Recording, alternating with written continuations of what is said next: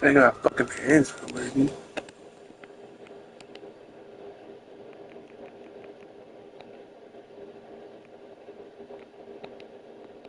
He is fine, dude.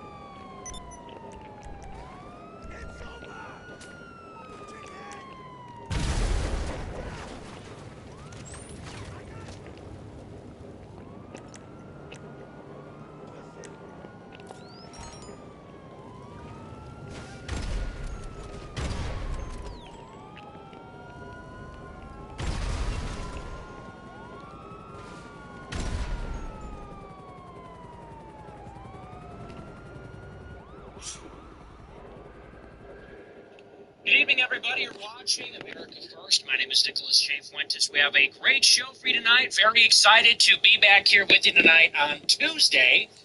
We have a lot to talk about tonight, lots to get into. Big show. Our featured story, we're talking about, some of the activities that I got up to this weekend in Miami. My goodness. I can't go anywhere. I can't do anything without causing an international incident. I wasn't even planning on it. But no, And you know, I went down to Miami this weekend. I was in Florida. Impromptu, last-minute trip. I was going to be on Tim Pool yesterday. That was the big collaboration I had planned. And I heard that Sneako and Clavicular were streaming in Miami. And they invited me out there. And I thought, well, I'm going to be in Florida anyway. I might as well pop over and see my friends. See some niggas going hard as fuck. And I thought we were going to do a desktop stream. That was the plan. We were going to do a little desktop stream at Sneako's place and just talk. And that was it. That was honestly the plan. But the Tate brothers were in town, and Fresh and Fit are out there. They're having this party. We go to the party, and we're hanging out at the party. We're getting ready to split. And somebody comes up with this idea. Hey, we should take Nick Fuentes to the club for the first time. Hey, I'd like to see that. That'll be funny. That'll be hilarious. Let's get the big nerd. Let's get the big dork in the club. We'll watch him squirm. That'll be funny. So we pile into the Sprinter van. Everybody is carrying on, having a great time. We go to the club, cut the line, pass through security, bottle service, hose, bring them forth. But none for me. And a song comes on the radio. My favorite song comes on the radio, Party in the USA. Then another song comes on, another hit, Heil Hitler by Kanye West. The club explodes. People are throwing Roman salutes at me. We're singing, nigga, Heil Hitler. It plays for 30 seconds. They change the song. We leave. We wake up the next morning. It's an international incident. The mayor has issued a statement. The club has fired 3 people. We are banned by all hospitality groups in the United States. The ADL condemned the outing. This is what happens when I try to go clubbing. That was my first time at the club. Never again. I go to the club one time. Never again. Never forget. Never forget the legacy of the song. The 6 million club goers who were affected by the song. Never again. And you know, here's the grand irony. You want to know what's really funny? I really enjoyed the club. I had a great time. The music's great, hanging out. drinking Red Bull, and I was thinking to myself, I think I'm going to give up my life of hate. I'm sitting there in the club, vibing out, the lights, the music, the energy, the people, and I'm thinking in the back of my head, you know, I think I'm going to give up my life of hatred and racism, and maybe I'm going to turn over a new leaf. Maybe I can start a new life in this club. I want to make love in this club. I'm thinking, maybe I had it all wrong. I was wasting my life spewing vitriol about immigrants and Jews when I could be having a blast every weekend with my friends. I said, I think I'm going to resolve to become a club guy in Miami. Maybe these Jews and women and blacks aren't so bad. But then they proved me right. My former life of hatred and anti-Semitism is completely vindicated. I am doubling down. More anti-Semitism, more Hitler, more racism, more sexism. You banned me from the club? Well then, now we're going even harder than ever. You took that away from me? I'm kidding, of course. Wouldn't that be ironic, though? Wouldn't that be funny? That would be funny if that were the case. But anyway, we're going to talk all about it. We'll talk about the backlash, talk about the fallout. An object in motion will stay in motion unless acted upon by another force. I can't help it. It's out of my control. I started the generational run, and I said it was over. I said in December, I said, it was a good year. We had a good run. Next year, back to normal. An object in motion will stay in motion.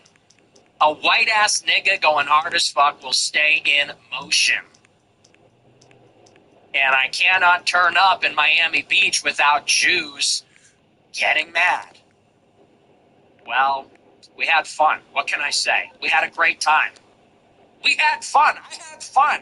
For the first time, I was like, wow, I'm having a great time. So, totally worth it. But that'll be our main story. We're also going to talk about what else is going on in Miami Beach. You see this? So the mayor of Miami Beach is a Jew. Surprising nobody. South Florida is very Jewish, and they control everything there. He condemned our appearance at the club. And there was another story that actually broke the very same day, on Saturday, which is a woman who lives and resides in Miami Beach posted a tweet, or I think it was a post on Facebook, actually, and she said that the Jewish mayor of Miami Beach is a hypocrite.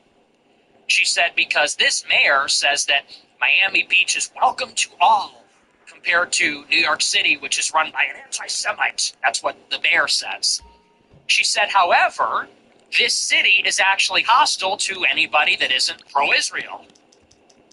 So the mayor dispatched 2 police officers to her house in plain clothes to confront her about the post. This is our Jewish tyranny. This is our Jewish fascism. If you live in Miami Beach and you post on Facebook criticizing the mayor, lawfully protected First Amendment speech, constitutionally protected speech, the city government retaliates against you, chills the speech with intimidation by sending the cops. And the cops knock on her door and they say, hey, did you post this? And she goes, I'm not answering that. They go, well, we want to know who posted this because this could incite terrorism. This could incite Jewish terrorism. Because she called the guy a hypocrite. No backlash. I have not seen this story anywhere. Now think about these 2 movies that are playing. On one screen, you've got a group of friends. We go to a club. We play a controversial song for 30 seconds. Oh my gosh. How must the people in the club, what must they be feeling? They must have their feelings hurt. This is terrible. You're banned from everything. Everyone's going crazy. The same day, somebody posts constitutionally protected criticism of their municipal government. The cops are retaliating. You've had too much to think. You cannot criticize the Jewish mayor of Miami Beach. You cannot call them hypocrites. Sort of interesting. So we'll talk about all that. Should be a pretty good show. Before we get into it, I want to remind you to smash the follow button on Rumble, smash the like button, leave a comment. Let me know what you think about the show. Remember to check out our merch at Fuentes.store. Today's a very special day. Today's a very special day. Happy birthday, Jeffrey Epstein. And on our store, if you check it out, Fuentes.store, we have a commemorative USA quarter zip. It's a little homage. Check it out, Fuentes.store. You're going to know what it is when you see it. Go to the website, Fuentes.store. It's a blue quarter zip, patriotic. It says USA in our custom logo on the front, a little American flag patch on the sleeve. So check it out. New products. We have flags, we have T-shirts, and we have the commemorative quarter zip. Happy birthday. Happy Martin Luther King Jr. Day. Happy Martin Luther King Jr. Day, and happy birthday, Jeffrey Epstein. Check out this quarter zip. I'm going to be rocking it. I ordered one. Everybody's trying to get one. I see it on the TikTok shop. We put our own spin on it. Because we're baller-ass niggas, okay? We have a car. We have a car. We are baller-ass niggas. Private islands, private jets. What about it? And what about it? Go ahead, cancel me. Hunter Biden smokes crack. What about it? So check it out, Fuentes.store. Check out our subscription site, AmericaFirst.plus. $15 a month to get access to the entire archive, all my content, going back 10 years. Speeches, gaming streams, debates, interviews. It's all there, as well as an MP3 format for everything if you like the podcasts. And if you pay $100 a month, okay, if you're rich and you can afford something like that, $100 a month club, you get to go in a group chat with me. I gave kind of the whole story about the club on Saturday, but only for the people in the group chat. And we talked about it. I'm in there chopping it up. I'm in the club texting everybody when I was taking a shit at Clavicular's house. I'm texting the group chat, hey guys, how's the stream? So if you want that experience, it's at AmericaFirst.plus. Check it out. With that, we're going to dive in. One other thing, before we get into the news, wow, get a load of this. So, it is not only Jeffrey Epstein's birthday and everything else, but today is also officially 1 year into the Trump administration, January 20th. So Trump was inaugurated exactly 1 year ago. This is the 1 year anniversary. And I think it's fitting at this point in time to look back on the year and how things are going and how Trump is doing. How is this golden age? How is the second term? And you know what's really amazing? What's really coincidental about today? We get this quote from Trump at a press conference at the White House this afternoon. I'm going to read it to you. Here we are, 1 year into the golden age. I mean, literally exactly 1 year. So we are now entering year 2 of the second Trump term. This is what Trump said today in the press conference, and this is a quote. He said, "We have a lot of heart for people who came into the country illegally, but they're good people. And they're working now on farms, they're working in luncheonettes, hotels. We're not looking to, well, we're looking to get the criminals out right now. The criminals." I think it's very important. Wow. Now, we did a show on Friday where I talked about this. There was a big story, I believe in Axios is the one that had the exclusive. And they talked about how there was a lot of hesitancy, doubt, second-guessing inside the Trump administration about their illegal immigration enforcement policy. It said that unnamed White House officials thought that we needed to recalibrate the strategy, needed to rethink how they're treating illegal immigrants in light of how the public is reacting to these videos and photos and data that is coming out about ICE. And it's no secret, if you look at any opinion survey, public polling on this, the public is turning against Trump's immigration agenda. They're turning against ICE. Fuck. The public says that ICE is too heavy-handed. They're undisciplined. They say that they're not actually in favor any longer of mass deportations of all illegal aliens, but maybe only the criminals. And this has been a trend which has been going on for a year. And people in the administration are noticing that. And there's now a ton of pressure coming from outside the White House because we're in an election year now. Coming up into November, it is the midterm elections. The Republicans have a very small majority in the House that they absolutely need to protect. And they need to protect it because if they even lose just a handful of seats, Democrats gain control, and that gives them subpoena power, impeachment power. They're going to use these powers to shut down the administration, prosecute cabinet officials. So all the Republicans in Congress are calling up the White House saying, Houston, we have a problem. The public is not liking the deportations. It's not good optics. We're going to get killed. The billionaires are calling up Trump, Jamie Dimon, Larry Fink, Big Tech, Little Tech. The podcasters, Theo Vaughn, Tim Dillon, Joe Rogan, they're all out there on the show saying this is getting a little bit to be too much. It's a little bit too brutal. And I told you last week, it's not a good sign that the call is coming from inside the House. Now, Trump administration officials are planting a story in the paper saying, we're going to walk it all back. We're going to recalibrate. We're going to rethink. We need to change the strategy. What does that mean? It means we are getting ready to cave to public pressure. The public is turning against the agenda. Our allies, our political allies are turning against it. They're raising up the SOS. They're putting out the SOS message.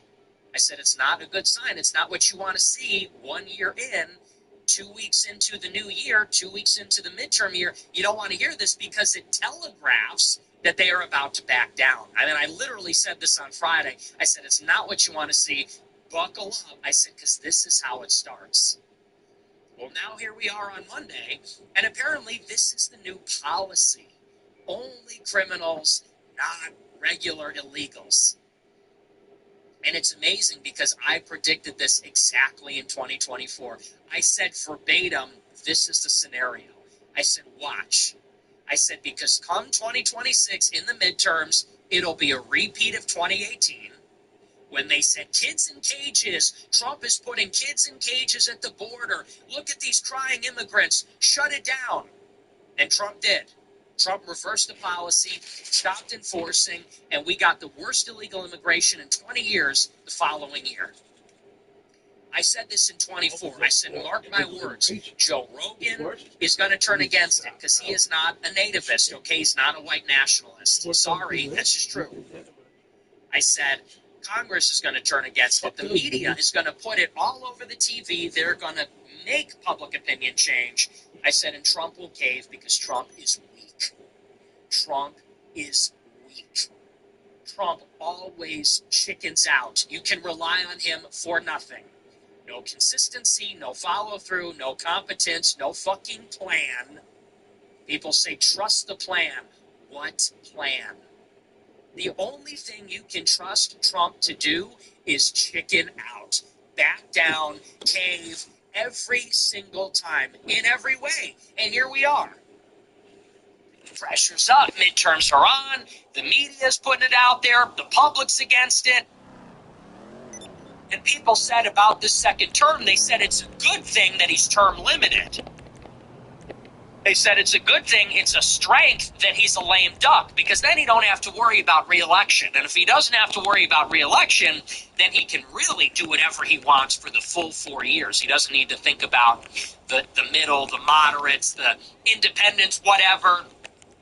People thought he could really go balls to the wall because he's not constrained by public opinion. I said, yeah, well, that's not really how this works. And here we are. So Trump is backing down. Now, mind you, we got to this point where the deportations are visible and they're somewhat substantial. 300,000 people. I mean, it's not nothing, but it's really not. It's not great. They deported 300,000 in 2025, and deporting just that many people is what got the media to freak out. Deporting just that many people is what got the public to turn against the policy. And we need to triple those numbers, okay? So we did 300,000 deportations in 2025.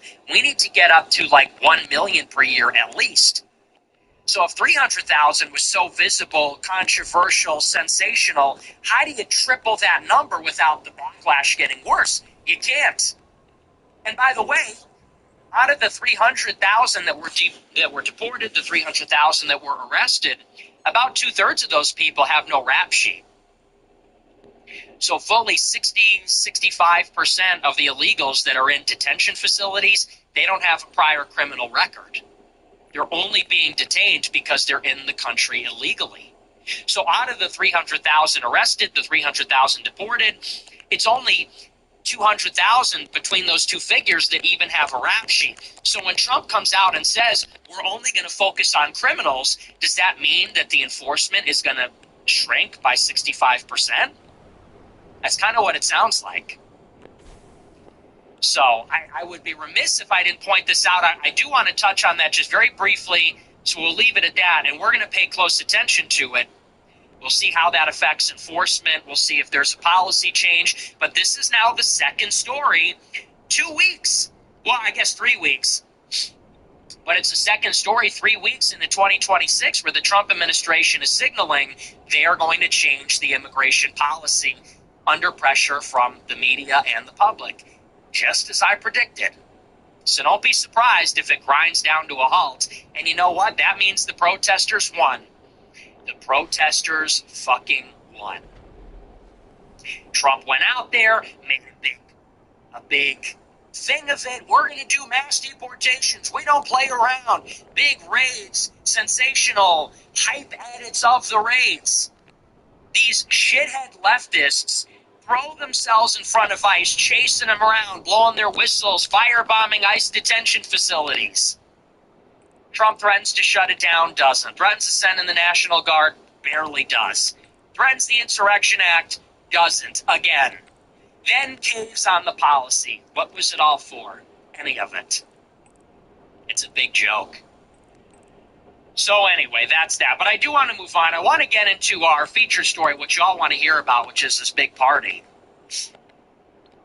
And I'll tell you the whole story from start to finish. I already talked about it a little bit. But I'll tell you the whole story, and then we'll talk about the backlash and my thoughts on the whole situation.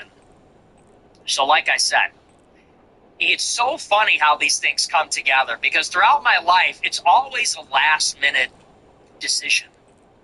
Like when I went to Charlottesville, what was that at this point? I guess it was 9 years ago. When I went to Charlottesville 9 years ago, I had no plans of going there. I think I bought my ticket 2 days before it happened. No plans of going. Faith Goldie texted me, and she said, "Are you going to Charlottesville?" I said, "I don't know, maybe." She said, "Well, what are you doing? Get a ticket." I said, "Okay." Buy a ticket, show up late, as always. I fly in the morning after the Tiki Torch thing for the rally at the Robert E. Lee Memorial, and I missed the whole thing. I get blamed for it anyway.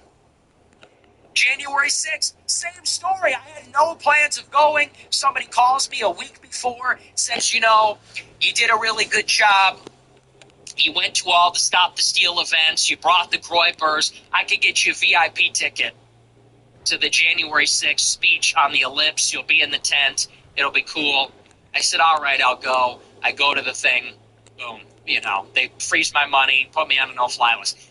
I don't know if this is on the same magnitude, but it's sort of like the same thing. So I'm planning to go out to Sarasota. I'm planning to go out to Florida for Tim Pool. I think that's where he's at. He's in Tampa. He's kind of in that general area. I actually was planning to go to D.C. I had no idea they moved to Florida. So actually last Monday, I have all these plans in D.C. I'm have my flight for D.C. I'm going to meet with some people in D.C. I hear from Tim Pool. They said, hey, so just so you know, we're in Florida now. I said, well, I had no idea. I got to rebook my flight. I said, it's a good thing you texted me. So like Tuesday, I get my flight to Florida. Wednesday, I get a text from Sneeko, and Sneeko says, hey, I'm flying down to Miami. I'm going to do some content with Clavicular. You should pull up. I said, okay. I said, that would be fun. you want to do something this weekend? Will you still be there? He goes, yeah, I'll push my flight back. I'll hang out for the whole weekend. I said, okay. So I changed my information, and I think I'm going to fly down to Miami on Saturday. And I'll do a stream Saturday night. Sunday, I'll chill. Monday, I'll make it up to the other side of Florida. I'll do Tim Pool, fly back Tuesday. That was my plan, okay? So I fly out there Saturday. I land. I go to the hotel, fall asleep, wake up in the evening. I text the guys. I say, hey, so what's the move? They say, well, we're going to Andrew Tate's place at 8 o'clock. And then we'll come back to my place. We'll do a desktop stream. I said, oh, am I invited to the Tate party? They said, yeah, absolutely. Pull up. I said, okay. So I had no idea we're doing anything with the Tate brothers. I have beef with Myron at this point and Fresh and Fit. I'm not talking to these guys. I'm literally there to just do a desktop stream for a couple hours with Sneako and Clav, and that's it. That was the plan. Now we're going to this party. So I go to Sneako's place, we do a stream, we get in the Sprinter van, we go to the Tate place. Myron's there, super awkward because we got beef at this point. I meet Andrew Tate for the first time. We're at his place, we're having a party. And, you know, the party was a good time. They have some food. It was great to meet Andrew Tate and Tristan Tate. I'd never met them before, so it was great to finally shake their hand, sit down, have a conversation with them. They were very gracious, great hosts. So nice to me. You know, Tristan said, oh, this is the realest nigger here, which is hilarious. And he apologized to me because we had some beef in the past. It was great. I got to meet these guys. Talked to Myron a little bit. We squashed the beef. For those that don't know, me and Myron are cool now. Talked to Fresh, Sneako. We're having a great time. We're getting ready to leave the party and just go. Like, we're ready to be done with the night. But we're talking all night. And it's funny because this was the conversation. Andrew Tate is talking to us, and he's telling us the whole story about how he got locked up in Romania. And it's his story to tell. Let me tell you this. It is an unbelievable story. I will not retell it here. It's not my experience. It's his story. It's his discretion whether he wants to share all the details. But let me tell you, it is like a mask-off story of how the Matrix works. And he said this much, it is so political. Everybody calls him a sex trafficker and an abuser and all these things. It is so political, you just wouldn't even believe it, how explicit, how nakedly political it really is. And he's telling us the story. And long story short, by the end of the night, he's telling us young guys, it's me and Sneako, we're the same age. Clav is 20. He's way younger even than us. And Andrew's sitting there telling us, he goes, you know, the world used to be a fun place. He said it really used to be. The world was fun. I feel bad for you guys, he says, because the world isn't fun anymore. You can't do anything. He goes, what can you do? Go out, go to a restaurant, go to a stupid club, go home. He said, back in the old days, we could do anything. We would just go out with $20 in our pocket. We'd go to a bar. We'd get in a fight. We'd race cars. You'd race the cops, whatever. He said, now you can't have any fun anymore. He goes, and why do you think that is? And we're talking about it. Maybe it's because there's cameras everywhere, social media, attitudes have changed. We're saying the world is just not a fun place. It's just, you can't do anything. And so it's sort of funny we have this conversation. Somebody gets the idea. They say, well, what if we went to a club and brought Nick? And I'm going to try not to be super offended by that. I'm the punchline, I guess. What if we brought this virgin incel loser to a club in Miami Beach? That would be funny. Let's all point and laugh at the loser dork. We'll bring this nerd, this inhibited nerd to the club, and let's just see his reaction. Let's just see how out of place he is. So that's the big joke. That's the big idea. Clav thought of it earlier in the day. He said, let's bring Nick to the club. I just want to see him in that environment. That would be good content. It would be funny. Let's all point and laugh at the authentic, earnest, wholesome Chungus. So that's the idea. And we're kind of talking about it, joking, laughing about it. And I'm thinking, I don't know. It's a little dangerous. Everybody wants to kill me. I said, I don't know. I mean, it's not really my scene. It's dangerous. I said, but I would like to do it. I don't want to content cuck everybody. I said, so, maybe I'll go. Andrew Tate said, if you go, I'll go. I said, well, if you go, then I'll go for sure. So everybody's laughing at the idea, and everybody loves the idea. It's funny. What if the Tate brothers, Fresh and Fit, Sneako, Clavicular, and Nick Fuentes pull up to a club in Miami Beach? Wouldn't that just be funny? And it is objectively hilarious to think about, this cast of characters. You got the Tate brothers, who are just totally infamous. You got Fresh and Fit, who scream at whores on their show. They bring 15 girls and say, get the fuck out of here. Get the fuck out of here, bitch. Hilarious content. You got Sneako, this Muslim, red pill guy, Clav, who's like the hottest new streamer, bone smashing, look smashing. You got me. It's funny. We get in the Sprinter van. I think Fresh arranged the whole thing. We pull up to this club, bypass security, bypass the line. We get in there. We got bottle service. We have a whole section. Everybody is taking pictures of us, swarming us. And we went really just to say that we did it. We went just to see. None of us like the club. We're all saying the club sucks. It's dumb. We're all talking about it. What do? You go in there. You stand around, you nod your head. Everybody's on their phone. Everybody's bored. And that's what it was. We think we're going to pop in for 15 minutes. But there's one fateful decision that changes everything. We're in the car. Justin's playing this like country song. And everybody's cringing. I hate country music. I think it was Sneako. I'm not sure who it was. But somebody says, let's play Heil Hitler in the van. And so somebody puts on Heil Hitler by Ye, which, if you don't know, is off of his album Cuck, among other songs like Gas Chambers and Hitler, Ye, and Jesus. Heil Hitler was the top charting single from the album. So we put on Heil Hitler. We're all singing to it. Myron is hyped up, throwing Romans, okay. We go in the club, and somebody, I'm not going to say who, but somebody gets the club to play the song in the club. It comes on for 30 seconds. Everybody's singing it. Everybody's going crazy.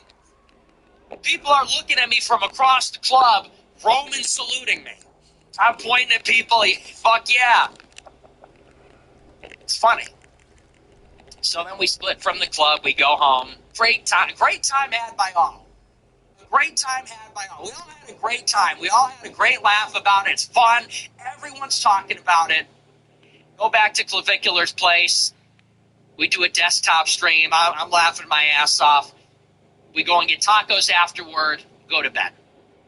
Wake up the next day.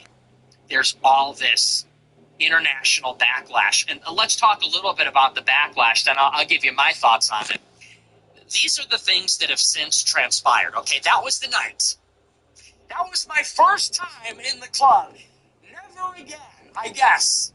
That was me with some of my genuine friends. Like Sneako, I consider one of my closest friends. Clavicular, certainly a friend of mine. Fresh and Fit, I've known those guys for years. They're friends of mine too. The Tate brothers, I talk with them. They're friends too.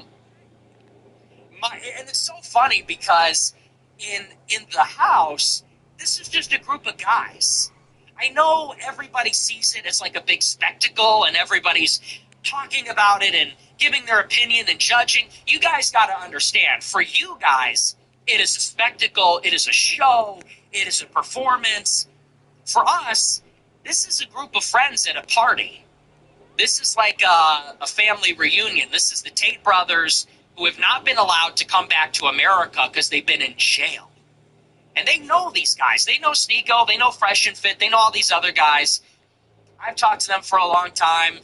I pull up with my friends. Like for us, this is just guys at a party. This is a group of guy friends at a party talking about the weird shit that happens to us, getting thrown in jail, people coming to my house to kill me, Clavicular doing what he does, getting canceled for saying Vance is fat. It's a group of friends hanging out, and I'm sure anybody else can relate. You get together at the house, somebody comes up with some stupid plan. Hey, let's go to the club.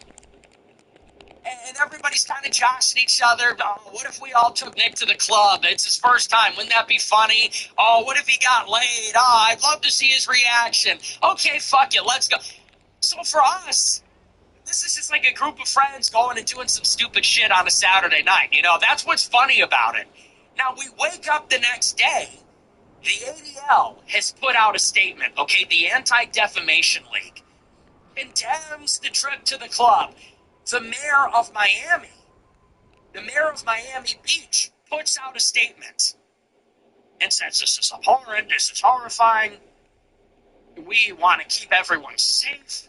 I can't imagine how everybody felt. The club puts out two statements. The first statement says, we don't know how this happened. We've launched a full investigation. These people are never allowed back in. The second statement, they said, we found the people responsible for the song. We fired 3 people. They're never coming back to the club. Okay? It's an international incident. It was on the evening news. I'm driving to another city in Florida. I get to my hotel. I put on the TV. It's on the Channel 7 nightly news. I see the clip of us hanging out playing the song. And the mayor's response. This is from the New York Times. It says, quote, it's a little bit long, but I'll read it to you. This was in the New York Times. It says, quote, a Miami Beach nightclub is drawing intense backlash for playing a rap song by Ye that glorifies Adolf Hitler while hosting an entourage of right-wing influencers, including Andrew and Tristan Tate. The club, Vendome, is known for its selective door policy and table service priced at thousands of dollars. On Saturday night, the Tates, who were joined by Nick Fuentes, visited the club. Their entourage included the podcaster Myron Gaines and other members of the so-called Manosphere. Videos of the men's outing soon spread online, showing a DJ playing the song Heil Hitler by Ye, while some in the group chanted the song's name and its chorus. Some of the people in the video raised a hand in a Nazi salute during the song. Stephen Miner, Miami Beach's mayor and an Orthodox Jew, condemned the actions of the group and the club. He said, quote, I am deeply disturbed and disgusted by these videos of twisted individuals glorifying Hitler and the murder of millions. He said in a statement on Sunday, adding that some of his relatives were killed in the Holocaust. So you put on a song, it's like a funny song. Nigga, Heil Hitler, like, it's funny. All my niggas Nazis, nigga Heil Hitler. And the Jew mayor of the city puts out a statement, hey, my ancestor died in the Holocaust. That's not funny. You're glorifying Hitler. Dude, shut the fuck up. Fuck you, fuck your tiny hat, fuck Israel. Shut the fuck up, bitch. This is America. We have a First Amendment. Shut up.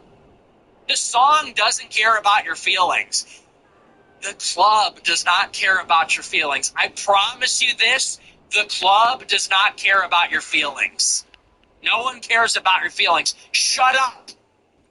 So he's crying about his grandma. My bubby died in the Holocaust. You think his song is so funny, don't you? Well, my bubby died in the Holocaust. There's something funny about that. Never forget the 6 billion. I saw Steiny from the Nelk Bros. Dude, I thought we were cool. I thought we were friends. Steiny from the Nelk Boys says, Oy vey, review bomb the club. Are you kidding? Steiny puts out a tweet and says, everybody leave a 1-star review for the club. It's anti-Semitic. I want everybody to leave a negative review. Really, dude? And then he goes, oh, I was just kidding. Brother, you were not kidding. That's how these fucking people are, though, okay? Anyway, it goes on. He said that influencers who spread hate are not welcome in Miami Beach. Anti-Semitism, hate speech, or the normalization of extremist ideology has no place in our Miami Beach community, our nightlife, or any public setting. Yeah. Cocaine, sex trafficking, prostitution, that's fine. You know, here in Miami Beach, we have values. All right, hey, listen up. Here in Miami Beach, here in South Beach, okay, yeah, we do drugs, yeah, prostitution. You want to go and date rape somebody? You want to go and fuck on the floor the floor of the club? You want to fuck on the beach? You want to shoot people? You want to be a gangbanger? You know, that's fine. But we draw the line at anti-Semitic songs. Okay? This is South Beach. We have values. We don't tolerate that kind of immorality in our nightclubs. Asshole. Like, really? Seriously? That's really what it's come to in our country.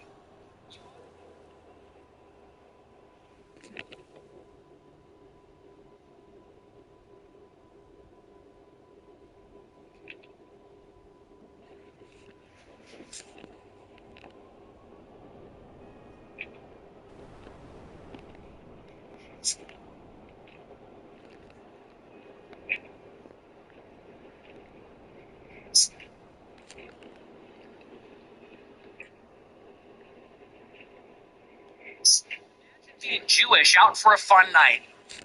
And now, you're surrounded by people performing Nazi salutes to a song that glorifies the individual responsible for murdering 6 million other Jews. This is not your time. Individual responsible for honestly, like another Jews. It's still. Imagine you're a degenerate Jew pimp, and you have 2 whores under either arm, and you're snorting cocaine and you're drinking alcohol and you think you're some kind of big shot, when all of a sudden you're surrounded by people throwing Nazi salutes saying Heil Hitler. You know, think of that guy.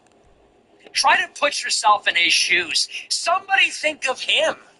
Somebody think of some nebbish with a Star of David necklace. Try and think of some ugly nebbish with disgusting facial hair and back hair and a tiny hat who's just trying to sex traffic some goyim and get them hooked on drugs. And suddenly you're surrounded by people laughing, saying Heil Hitler? Did you ever think of how that guy's going to feel? Like, that's not okay. So that's the ADL statement. The other statement, released on Monday by the club, Vendome, said it had fired 3 employees and permanently banned the people involved in the episode. The club did not name the individual guests. The statement said Vendome has a zero-tolerance policy toward anti-Semitism or any other form of discrimination. Although Vendome was not aware in advance of the incident, it should have never occurred. During an appearance on the PBD podcast, the episode of which was released online on Tuesday, Andrew Tate said he did not request the song. In a post on Monday on X, Joseph McBride, a lawyer for the Tates, said the brothers rejected hatred. He said if the club is looking for someone to blame, it should start by looking in the mirror.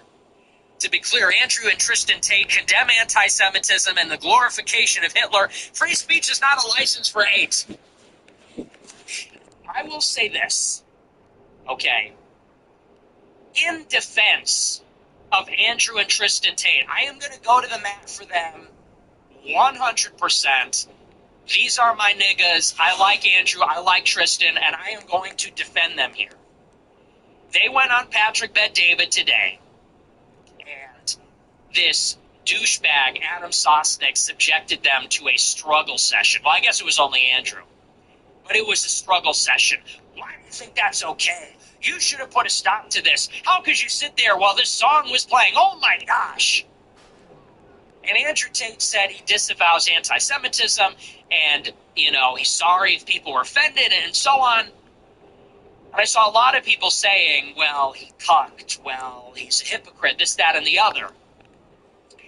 In fairness, and in defense of the Tate brothers, they have literally been put in jail for 4 years of their lives, okay? And they just got out.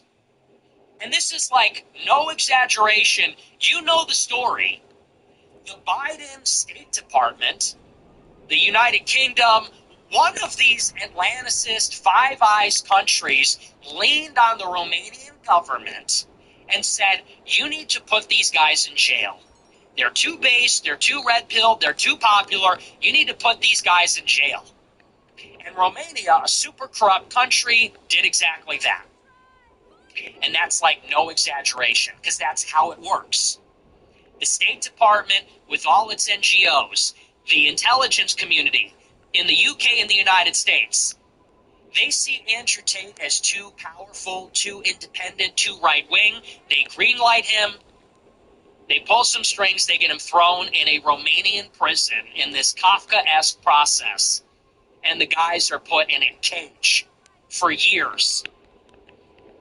And somehow, I think largely because of the election of Donald Trump, they're finally able to break free of these charges, and they're still not off the hook. They still have charges pending in the United Kingdom. They tried to come to Florida last year, and the Attorney General says, we have launched an investigation. Some hoe that Andrew Tate used to fuck with says that he beat her, and there's a civil case against him.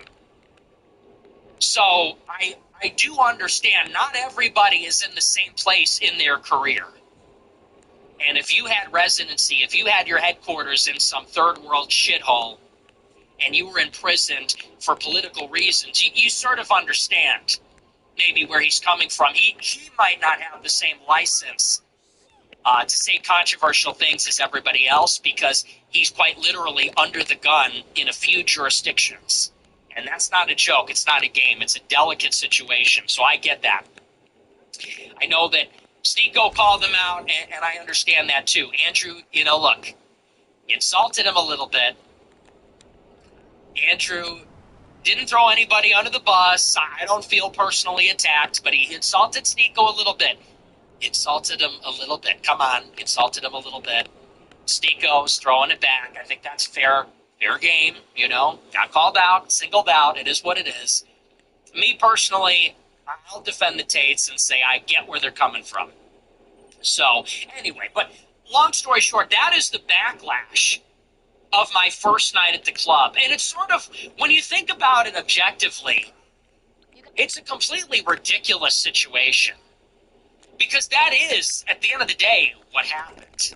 Everybody's talking about it. Everybody's got something to say. Oh, you're cringe. Oh, this is so cringe. No, this is based. A group of guys goes to the club for like an hour. We play this song. And there are statements being written by lawyers. The club has fired 3 people. We're all banned. Some Jew calls up Sneako and says, you guys are banned from every major hospitality group in the United States. The ADL condemns it. The mayor of the city condemns it, says, you're not welcome here anymore. It's covered in the New York Times and the Jewish press in Israel. Now, if you're an alien that comes down from outer space and you see this story, you're some uncontacted tribe living in the Sentinel Islands off the coast of India. You see this story. What are you to make of all of this, about how the world works? And think about it. Think about the kind of behavior that is tolerated in this country. You can be racist against blacks. You can be racist against whites. You can be racist against Asians, against Hispanics. You can be sexist. You can be misinterest. You can hate men and women. You can hate young people and old people. You can hate immigrants and native people. You can do drugs. You can be transgender. You can be gay. You can go and be the most profligate, degenerate. You can fuck a new person every night. You can transmit STDs. You can be a prostitute. You can turn 18 and sell your body on the streets or on the internet. And by the way, all of this is tolerated in Miami, especially in South Beach. If you know anything about South Beach, it is well known. You ever hear Spring Breakers Gone Wild? That's South Beach. It's one of the most degenerate places in this country. People go there to get drunk, be a degenerate, go to these gross clubs. Miami is well known for being a city that has attracted OnlyFans stars, escorts, wannabe pimps, hustlers, scammers. It's what it's known for. But the one thing you cannot do, the one group you cannot offend, you cannot offend the Jews. And that's all that we did. That's what the song did. It's actually not a song that ideologically supports National Socialism. Like the song does not say the tenets of National Socialism are this. It's not, it's a song by a black guy, and it's kind of a joke. But it does invoke Hitler in a positive way, maybe as an FU, as a middle finger. And that's really why the song was made. The song was made to offend Jews.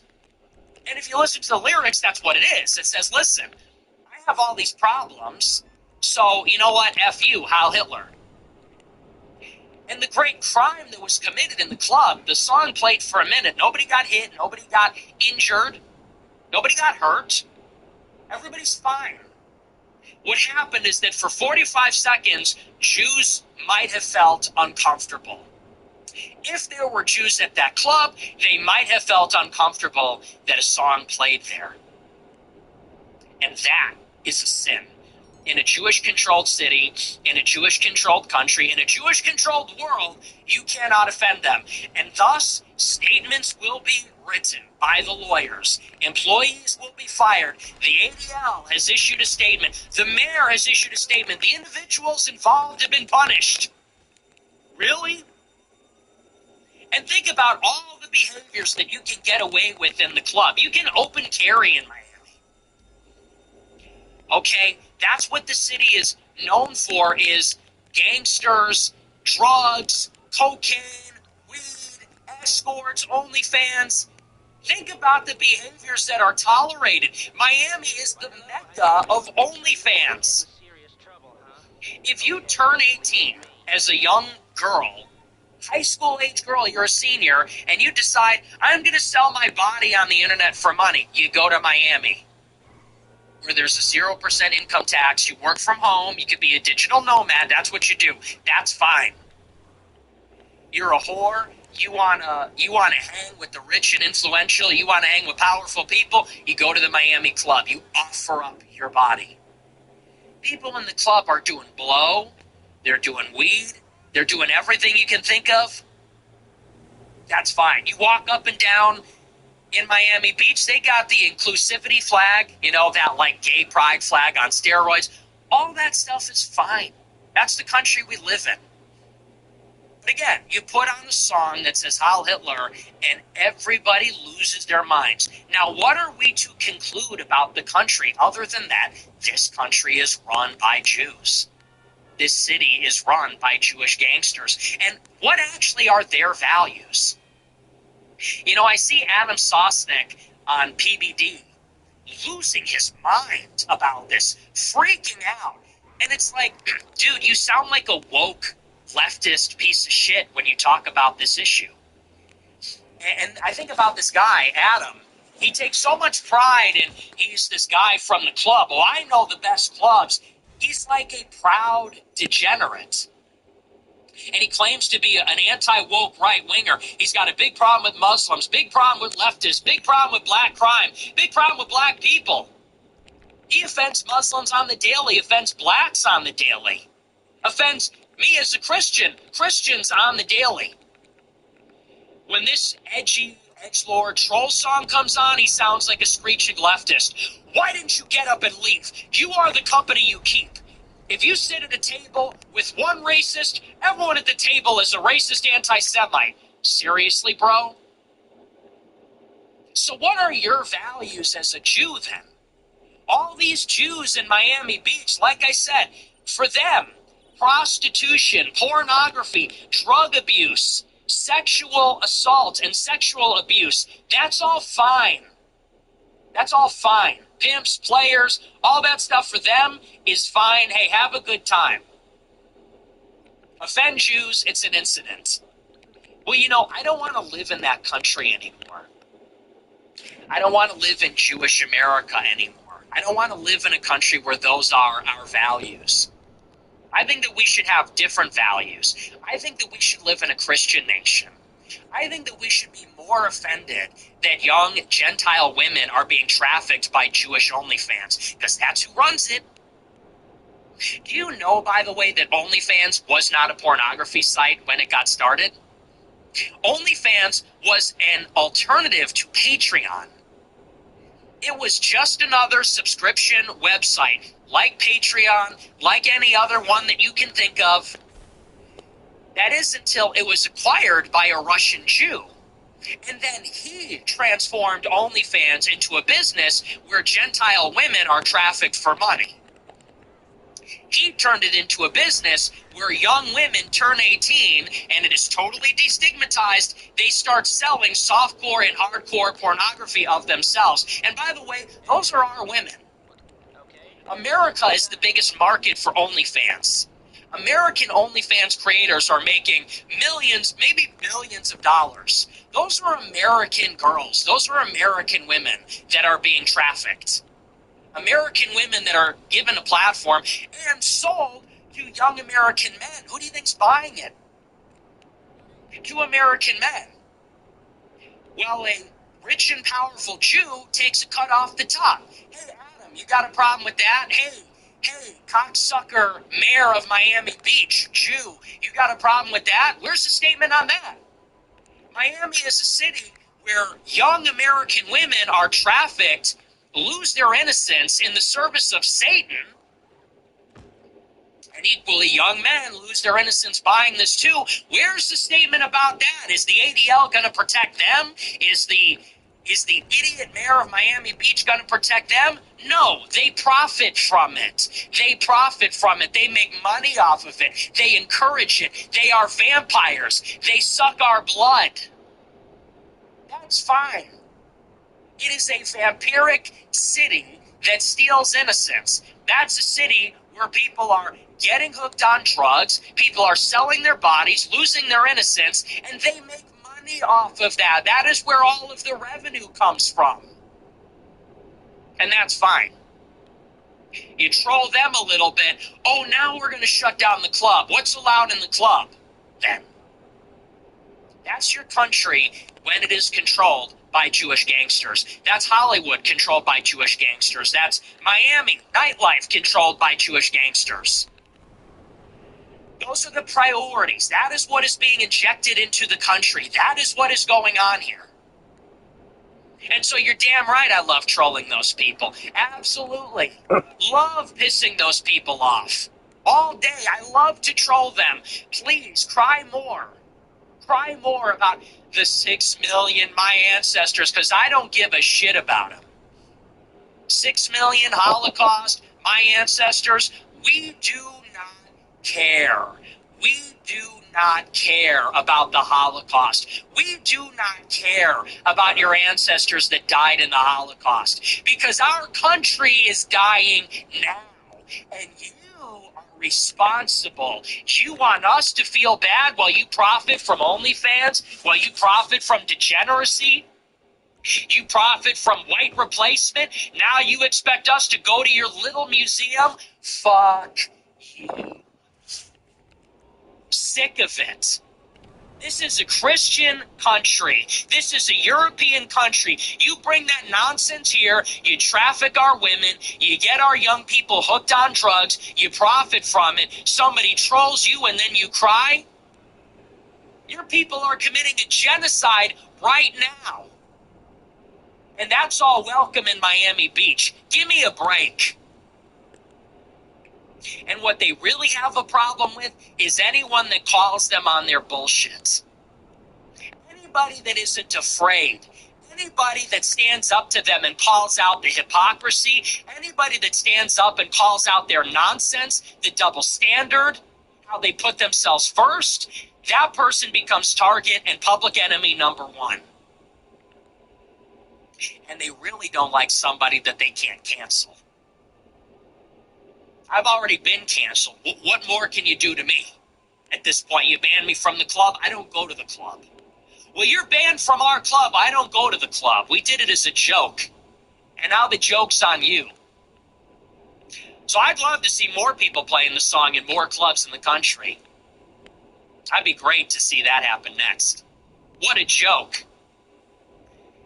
And that's if you were, like I said, if you're an alien coming down from outer space and you watch the scene play out, that is what you must conclude about how the whole country works. My perspective on the whole thing, like I said, we had a good time. And what the hell happened to the country? You literally cannot have fun in the country. Think about how many freedoms we don't have anymore. Why do you think everybody is so miserable? You can't do anything anymore. Think about it. Everybody is so worried about being politically correct. Everybody's so worried about being cringe. Everybody is so self-conscious. That's why nobody can have any fun. I think about that conversation we had with Andrew Tate. He says, back in the old days, we used to go out and just have a good time. And you want to know why? Because back in the old days, you didn't have everybody watching every move, judging every move. My thoughts, which go deeper than just this Jewish thing, which is what it is, whatever. So many people are judging, oh, this is cringe. Oh, my gosh, can you believe what they said? Oh, they don't look cool. Oh, this guy's old. Well, this guy said this. Well, this guy did that.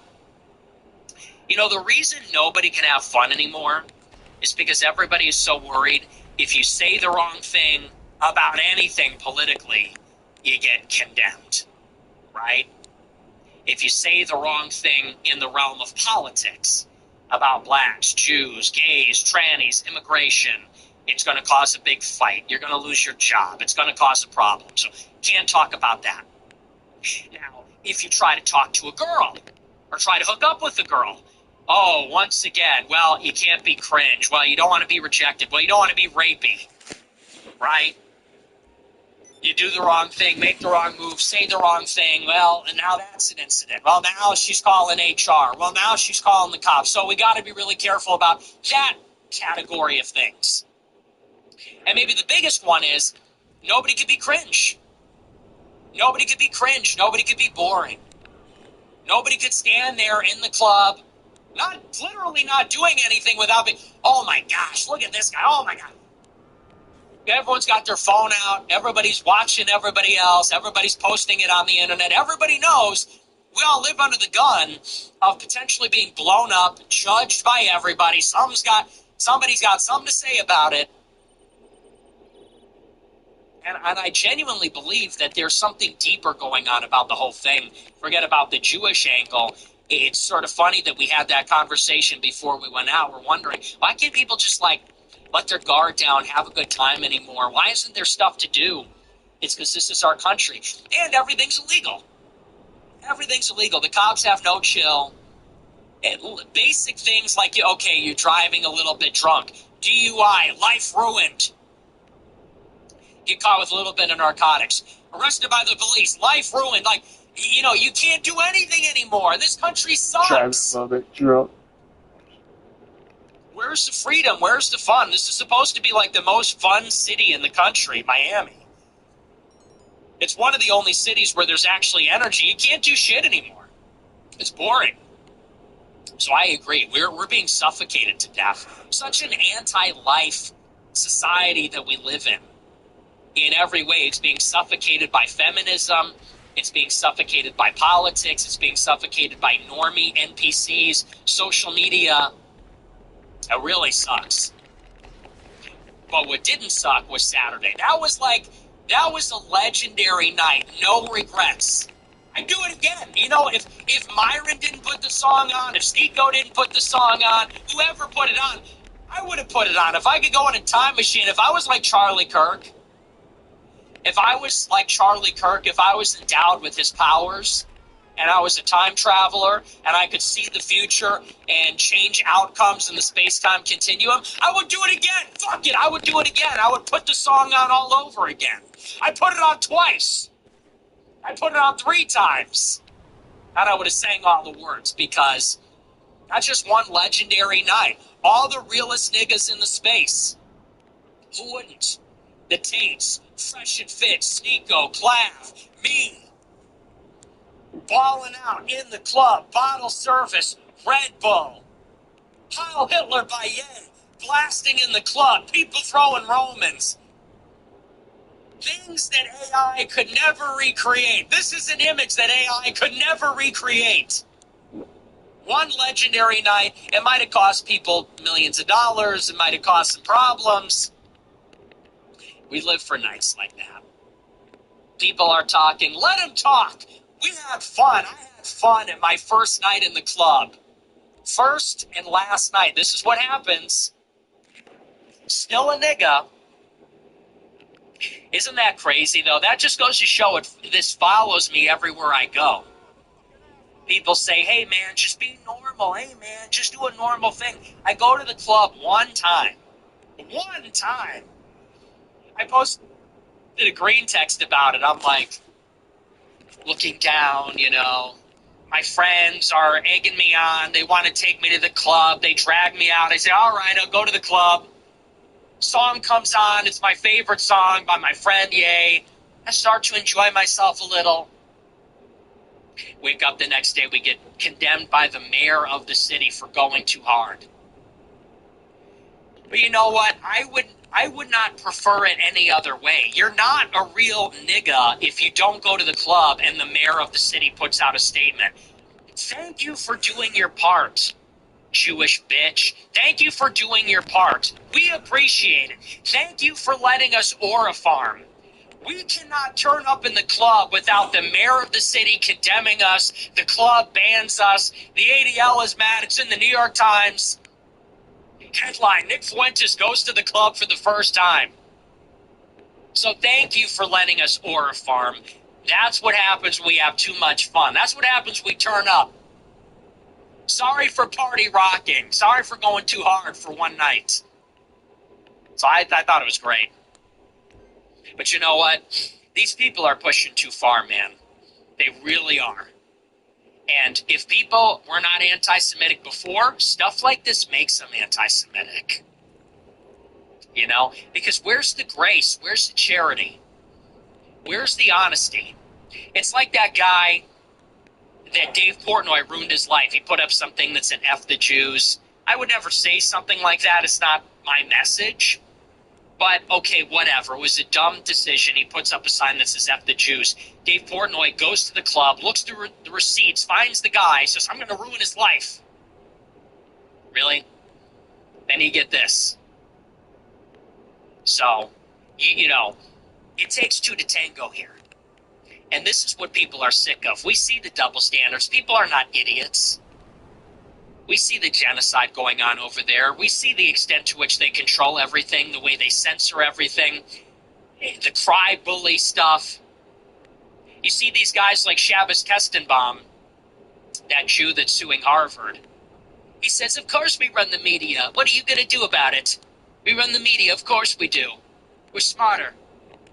You know, they're so tough. They say stuff like that. And then you go, hey, the Jews run the media. They go, wait, Faye, it's another Holocaust. Ban everybody. You're a cry bully. You're a coward. You're a fucking cry bully hypocrite. And, you know, what is that? Who are these people running our country? The Mark Levins, the Ben Shapiros. I'm so sick of it. So anyway, that's that. I do want to move on. I want to talk about one other thing, and then we're going to get into our super chats. The second story, get a load of this. This is the same day. So we all go to the club, we turn up, the whole thing's an incident. The same day, the same morning that we all go to the club, there was another incident in Miami Beach, which is this. So there is some lady, some random lady, I don't even know who she is. I guess some lady who lives in Miami Beach posted on Facebook about this mayor, about this Jewish mayor of the city. And she says, this mayor is a hypocrite. He hates all Palestinians, but he says everybody's welcome in the city. That's a double standard. The mayor sent 2 cops to her house to intimidate her with a printed out screenshot of the post demanding to know, did you post this? Were you the one that posted this? This could incite people to violence. This is America. This is the United States of America. This is a story. It says, quote, in a video posted last week, 2 detectives with the Miami Beach Police Department were filmed questioning Raquel Pacheco, a former candidate for statewide office, over a post she made criticizing what she said was Mayor Stephen Miner's hypocrisy around Israel and Palestine. She said she didn't think much of a Facebook comment she wrote on January 7th, in which she pointed out the mayor's hypocrisy, calling the city a safe haven for all. She wrote, "The guy who consistently calls for the death of all Palestinians tried to shut down a theater for showing a movie that hurt his feelings and refuses to stand up for the gay community. Wants you to know that you're all welcome here," she wrote. Miner, who is Jewish, is a supporter of Israel's war in Gaza. He has used his office to clamp down on pro-Palestine speech. Last year, Miner sought to evict an independent cinema from its city-owned space over plans to air No Other Land, a documentary on attempts by Israeli forces to demolish a Palestinian town in the occupied West Bank. Pacheco said she thought little of the post until days later on January 12th, when a pair of plainclothes detectives with the Miami Beach Police Department knocked on the door wishing to discuss the post. They said, quote, "What we're trying to prevent is someone getting agitated or agreeing with the statement. They can incite someone to do something radical. That's what we're here to talk about. I would refrain from posting things like that because that could get something incited," he said. This is in the United States of America, in the same city. So think about it. If you host a film festival in Miami Beach criticizing Israel, you're driven from the public space by the Jewish mayor. If you are a resident, a mere resident, and you post on Facebook, the mayor's a real hypocrite. He wants all the Palestinians to die, but then says we're inclusive. They dispatch the cops to go to your house and interrogate you. Did you post this? Did you write this? You play a song for 45 seconds in the club, says Digga Heil Hitler. Everyone's banned. Everyone's banned from the club, banned from everything. The people are fired. We put out a statement. You're not welcome here. This is the United States of America, or at least I thought it was. Do we have a First Amendment? Do we have a free society? Do we have a culture of free speech? Are we allowed to say whatever we want? Contrary to what the Tate's lawyer said, no, the First Amendment is a license to say whatever you want. It is, by definition. You have a First Amendment right to criticize Jews. You have a First Amendment right to criticize Israel. You have a First Amendment right to criticize the Jewish mayor of the city. You have a First Amendment right to play that song. And you should be welcome anywhere and everywhere, in any public space. The First Amendment is exactly what that is a license to do. And by the way, real Americans fought and died for that right. The Founding Fathers, who are not Jewish, fought and died in the Revolutionary War for those rights. Fought, died, sweat, thought, everything you can think of to produce this country, to give us independence, to give us a Bill of Rights, so that their posterity, so that their descendants would have these rights to a free and open society. That's our birthright. That's our inheritance. That is what we are entitled to as Americans. That is what we are legally and spiritually entitled to. And now, in Miami Beach, a city of degenerates and Jewish gangsters, they say, if you post the wrong thing on Facebook, we're going to send the cops to your house? Where's the Trump administration? Where's the conservative movement? Where are the free speech warriors? You're not going to see them because they're controlled by the same people. Well, that's not America. America's a free country. We have civil liberties here. We have constitutional rights. And it's a question for Americans, what kind of country do you want to live in? Do you want to live in a country that's America first or Israel first? Do we have civil liberties and a First Amendment? Do we have free speech? Or are we going to be constrained by the feelings of powerful Jews? Do they have the right as a cartel, as gangsters, to leverage their connections to retaliate against people for saying or thinking the wrong thing, God forbid? What are our values as a society? Are we a country where you can do anything and everything? You can sell your daughter to OnlyFans. You can sell your daughter to a pimp. Everybody's hooked on drugs. And the economy is built on that? Or do we have a country where we have Christian values and we actually want to promote virtue? We want to discourage drug abuse. People can have fun. We want to discourage all that other stuff. What kind of country do you want to live in? And what are you willing to do to fight for it? Are people willing to talk about the issue? Are people willing to sacrifice to talk about the issue? Because that's what it is. It's crazy. The things that are tolerated, and think about it this way. This is what I think of. Okay, I'm a white person, all right? And thank you to Tim Pool. I did his show the other night. They took a picture of me. I think that's the whitest I've ever looked. I've got a red beard. I've got green eyes. I've got a pale complexion, a wavy light brown hair. Look, I'm a white person. And do you know what has been tolerated in this country for the past 25 years? It is the most obscene, the most offensive, the most genocidal rhetoric against white people. Think about it. Think about what they've said about us. They say, white people are going extinct. That's a good thing. They say, this is a space where we want fewer white people. They say, we don't care about your white tears. Shut up. It's time for white people to get to the back of the line. White people are inherently violent. White people cause all the world's problems. White people are evil. You should think about not having kids because we need fewer white people in the world. We can't wait until you're all gone. What would you call that other than genocidal rhetoric? What would you call that other than hatred, racism? What else could you possibly call all of that rhetoric? And that is being promoted in Hollywood, on social media, by some of the richest and most powerful people, and nobody cares. Do people get fired over that? No. Do people lose their jobs? No. Do people get banned from things? No. Are there statements from the ADL? Never. As a matter of fact, they support it. They're teaching your little white children. When you send your little white boys and girls to school, these teachers are telling them, you're evil. Your ancestors killed the Indians. They enslaved the blacks. They committed the Holocaust. Then they were racist. Then they were Islamophobic. And now you should consider not having kids because you're wrecking the environment.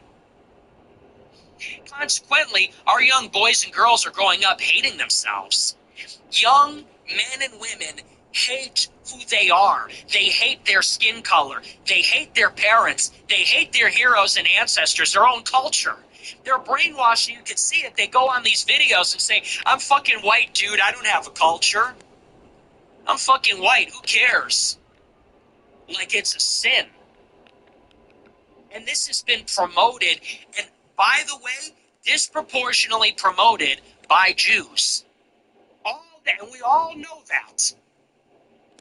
When it's a white people shame festival, you see these guys like Seth Rogen, they'll say, I'm a white dude and I hate myself. Oh, but then when the Holocaust is happening, they say, I'm not white, I'm Jewish. We all know that. It comes from Jewish Hollywood. It comes from social media, and they tolerated that. They promoted that for years. And we as whites are becoming a minority in every country in which we reside. Okay, white people are a minority in London, England. You think you're going to go to London and see the Beatles? Well, I guess they're from Liverpool, but you think you're going to see fish and chips and black pudding and an English breakfast and Big Ben? You think you're going to see? They're a minority in London. You go to Paris, it's all Africans, it's all Muslims. You go to Italy, it's all Africans selling shit in the square, in the center of the cathedral, selling crap. In America, we're becoming a minority. In the younger generation, we're already a minority. Now think about what the Jews say about Israel. Israel has a right to exist. Israel has a right to defend itself. And what is Israel? A country of, by, and for Jews as Jews. It's a Jewish country for people that are born Jewish. They have a right for their Jewish country. They have a right to defend and fight for their Jewish country. And most of the Jews in America support that. Here, they believe that no white people are entitled to a country. You're not entitled to France. You're not entitled to Italy, Germany, England. You're not entitled to America. You know, Jon Stewart, it was never your country, Goy. This isn't your country to take back. This country's for everybody. Think about that. And when this exterminationist rhetoric is peddled in America or in Europe, they're supporting it. This is the mind fuck. So they run Israel and they run our country. They support their ethno-state in Israel, but America's for everybody. When there's genocidal rhetoric against white people, they promote it. And as America becomes a minority, they say, well, you have no right to any country. So my message is to the white people, to the Christians, even to the non-white Americans, for that matter, take your own side. Don't feel sorry for these people. Don't feel bad for these people because they don't give a fuck about you. They do not care about you at all. They don't care about your civil liberties. They don't care about your country. They don't care about your kids. They don't care about your values. Monday through Saturday, they are disrespecting you, and they are committing sacrilege for everything that you love. But on the other day, they want you to feel sorry for all the horrible things that have happened to them. If they hear a song they don't like, if somebody says something they don't like, if they feel uncomfortable, then we're supposed to play Ben Shapiro's Smallest Violin over that. I'm sick of it. I think everybody's sick of it. It's outrageous. So these are your double standards. Everybody knows. Everybody sees that. And I don't wish harm upon Jewish people. I'm not advocating for violence, hatred. I'm not trying to rally everybody against them or anything like that. But it's enough already. And by the way, these people have too much power. That's what it is. People see a rant like this and they say, oh my gosh, what a horrible rant. They banned me from the city. The mayor said, you're not welcome in our city. You're banned from all the clubs. You're banned from the hospital. They retaliate against me because we're in a group where we played a song they didn't like. And then they want to cry and say, oh my gosh, it's the consequences of our actions. We want to play by a different set of rules. We want to punish people for offending us. We want to call for violence against anybody that offends us. Oh, they're mad at us. Oh my gosh, it's another Holocaust. It's ridiculous. But, you can't kill my vibe. We enjoyed the club. It was great, Love the music, love the company. A good time was had by all. Most revolutionary act. Have a good time. It's not that serious. It's not that serious. We're back. It's over. We have to go out to the other side. Fuck it. We ball. Banned from every club. You can't spike my cortisol. Condemned by the mayor. Fuck it. We ball, man. I don't care. So anyway, that's that. But I do want to move on. We're going to take a look at our super chats. We'll see what you guys have to say about all this. Crazy night, but worth it. Worth it. Thank you to the Tates. Thank you to Clav, Sneeko, Fresh and Fit for getting me out of my comfort zone. I had fun. I like it. I like the club. Stir the pot, add a little controversy. That just makes it better. That just makes it more fun for me. Anyway, let's take a look. Let's see what we got here. I'm going to get set up. We'll read the super chats. Banned from 109 clubs, somebody says. Yeah. I guess so. Can a nigga live? What a lineup, though, right? I love it. The Tates, Fresh and Fit, Sneeko, Clav, me. I love it. Clav is great, man. Sneeko's great. Sneeko's the homie. The Tates are great. Fresh and Fit's great. A good time was had by all. All right. Let's read through this. And it was fun. It was fun, funny, and harmless. Nobody got hurt, played a song. And by the way, I will just say this much. The song is so awesome. Like, when I hear that chorus, you know who got me back into it is Clavicular. Because I hadn't really played that song in a while, but Clav started playing, and I started listening to it again. And first of all, the song just goes hard. They have that production from All Quiet on the Western Front, you know, the dun, dun, dun. From All Quiet on the Western Front, that movie. I think that's where they got it. That just goes so hard, you know, if you got the subwoofer in the back seat. Bang, bang, bang. And the way that the song flows, it's just like a fuck you. All my niggas Nazis, nigga, Heil Hitler. And it's funny because the song's like triumphant. You have these horns playing in the background. It sounds like a military song. It's like a triumphal military song. Nigga, Heil Hitler just sounds like fuck it. Nigga, fuck you. Great song. So I like got back into it. The song is awesome. And I heard a rumor that Ye was mad about it. Bro, why are you mad about it? Your song.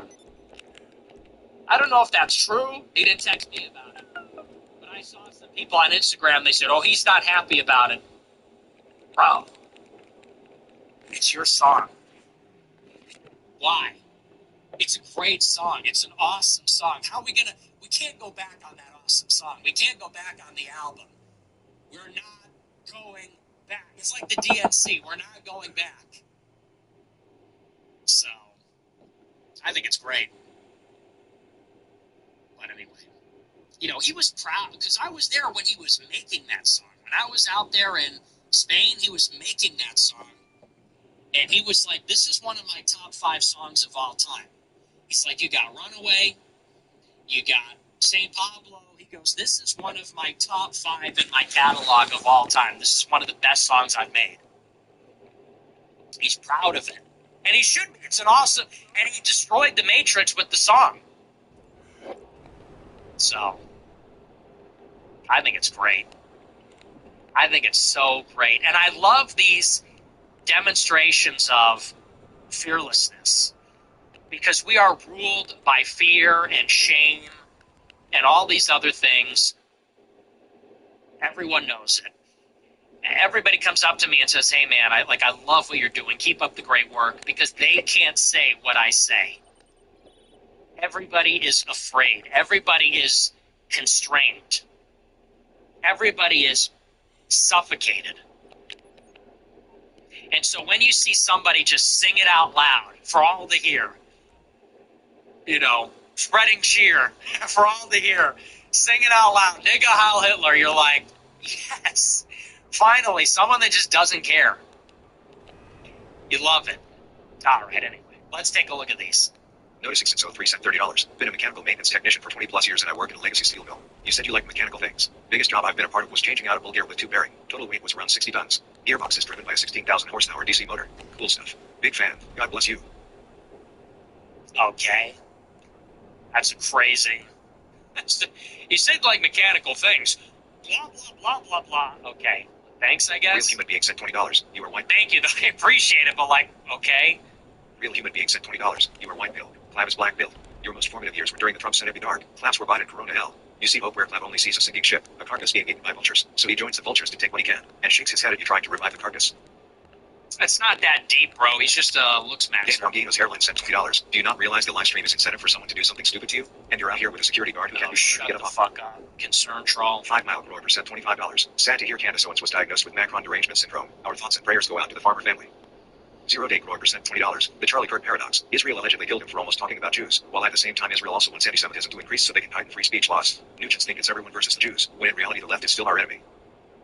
Oh, well. Bob Conner sent $30. Joe Biden passed the Infrastructure Investment and Jobs Act, 2021. Chips and Science Act, 2022. Inflation Reduction Act, 2022. Provoked Russia into a protracted war of attrition which has strengthened the American empire's global position. 10 million illegals providing cheap labor good for industry. Biden equals wank. Okay. Dante 1099 sent $20. Hey Nick, just saying, if you're already getting thirsty women sliding into your DMs and you're the one turning them down. By definition, you're no longer an incel. You're out of the club. Serverboy 1987 sent $35. Crowder has been pretty good lately. He did recently mention that he doesn't agree with you as to the extent of Jewish influence. He cited the fact that Cuba has a lobby in USA, but we aren't deposing the president of Harvard and installing a Cuban. Amazing. First sent $25. Flick me. Come on, please. Crusader sent $100. No message. Thank you for the big super chat. These super chats suck. Serverboy 1987 sent $24. Be careful not to lose Zora. America First Assyrian sent $25. Tim thought he was snapping with that weird ass Lord of the Rings reference like, brother, we have no clue what you're talking about. I don't Super know. Chat 75 sent $20. Nick, you are 100x more attractive than Clavicular. He has lost almost all of his brain cells from drugs and bone smashing. You are so well spoken, handsome, funny, and smart. Please keep the beard. It's Jon Snow or That's not true. He's way better looking than me. Are you kidding me? Just stop the coat, man. Just stop the coat. We can respect. We can admire. It worked. He ascended. He looks max. Now he's like, what would you call that? Chad or Chad? I guess he's Chad. I was going to say Chad Light. I think he's probably a Chad at this point. So we don't have to cope with all that. Sailing Boy sent $50. Glad you're safe. We're praying for you. Also, what did you think of Tristan Date?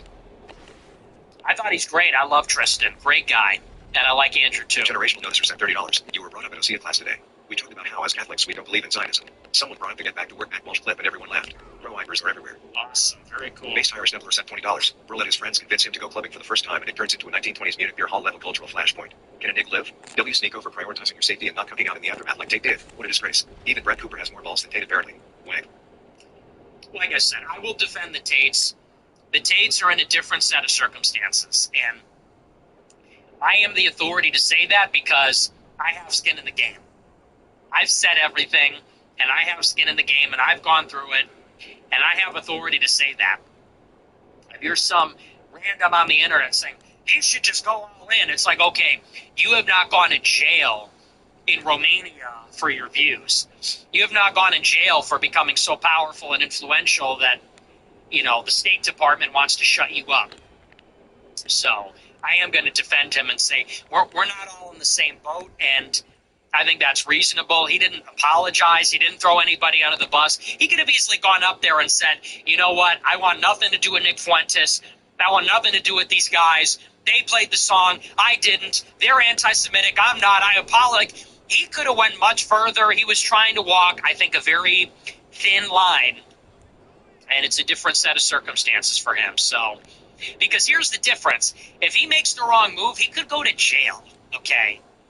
They could lock him up for like 10 years. He's got kids. He's got multiple wives. I don't support that, but he's got a bunch of kids. He's got to take care of them. He's got a crew of like 100 people he's got to take care of financially. And so you want to blow all that up over a song? I mean, you know, so, you know, I don't know if I would have handled it exactly the same way, but I'm not him, and I'm not in his shoes. And it's his prerogative to respond how he wants. He didn't trash us. He insulted Sneeko a little bit, but he's got like a simmering feud with him. So, I don't have a problem with it. Virgin for 51.96 sent $20. Did you see that Pierce had hip replacement surgery? Do you think he said me hip died in the hospital? I did, yeah. Groiper curse, man. Groiper curse. Hate to see it. Piers Morgan just can't catch a break. Dr. Suds, me, a couple of steps. He's got a lot of enemies out there. He should watch his step and be careful. That's karma, though. That's your Groiper curse. He acted like a total piece of shit. He fell, broke his hip. He got what he deserved. You know? He attacked my father. He's inciting a mob to attack my father. He knew what he was doing. He's a scumbag. He's a subhuman. He fell and broke his hip. Well, he's a piece of shit boomer. So, Groiper curse. Too bad. $30. Pro-Ibers. Handshake emoji. Sneeko W. Brown Clown. W. Brown. Sneeko's not a brown clown. Come on now. Sneeko's a brown coat. We love Sneak goats. W. Brown clown. That's crazy. Clav is funny, man.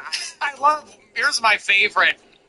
Clav is, he goes up to people. He goes, "What's up, brother?" I love that he calls everybody brother. "What's up, brother?" He's got the nigga hat on. "What's up, brother?" Brown clown. He's a funny guy. Beaver 25 sent $20. Some kids come up to him. They're like, "Bro, what happened at Vendome?" And he's like, "I had too much fun." Ha ha ha. Then he does like the most obscene Chad laugh. You see this clip? These a couple of brown clowns come up to him and they're like, "Bro, what happened at Vendome?" And Clav goes, "I had too much fun." Ha ha ha. And then he does the most obnoxious Chad laugh I've ever heard. Great celebrity. Beaver25 sent $20. Since Jewish hate content is so heavily pushed on social media, doesn't it feel like they actually want the masses to blame the Jews? Like this is all controlled opposition to direct us the wrong Yeah, way? dude. Everything's a conspiracy, man. Yeah, dude. It's all Carol a sent $20. conspiracy. Chud, you need to go outside more often. You should leave your room for once. Chud. Greater than goes to a club for the first time. Greater than immediately gets banned from all clubs ever forever. Right?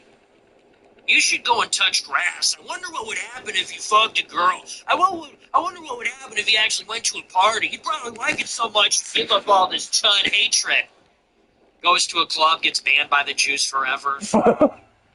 Can't say we didn't try. Based Irish Nibbler sent $20. Absolute cinema. You cooked on Tim Pool and TRHL2. What a weekend of content this was. We were spoiled. Sneeko really won me over this weekend, even though his geopolitics are retarded. He's a real nigga. I almost regret bullying him in the super chats, but you cracking TF up at the moose gold. W. Clapton, you proved himself father. Thanks, man. Yeah, there are a couple of... I told you, man. Sneeko's the homie. Sneeko's a great guy. Clab is a great guy. And Tim Pool, Redhead Libertarian content was great. Yeah, look, we're back. 2026, we're back, and we're cooking, so I'm glad you're enjoying the content. Holy Cold 44 sent $20. Just moved to the town where J.D. Vance grew up. Recently met someone who went to high school with him, and they told me he was super weird and used to brag about doing inappropriate things to couches. Okay. Yankee 701 sent $20. Hi from ND. We need Greenland. Quick question, what's worse, if you deported to? Thinkless Nights Holly Camp, R4P Sneako's there, underclass truck, or the best part of Sheboygan?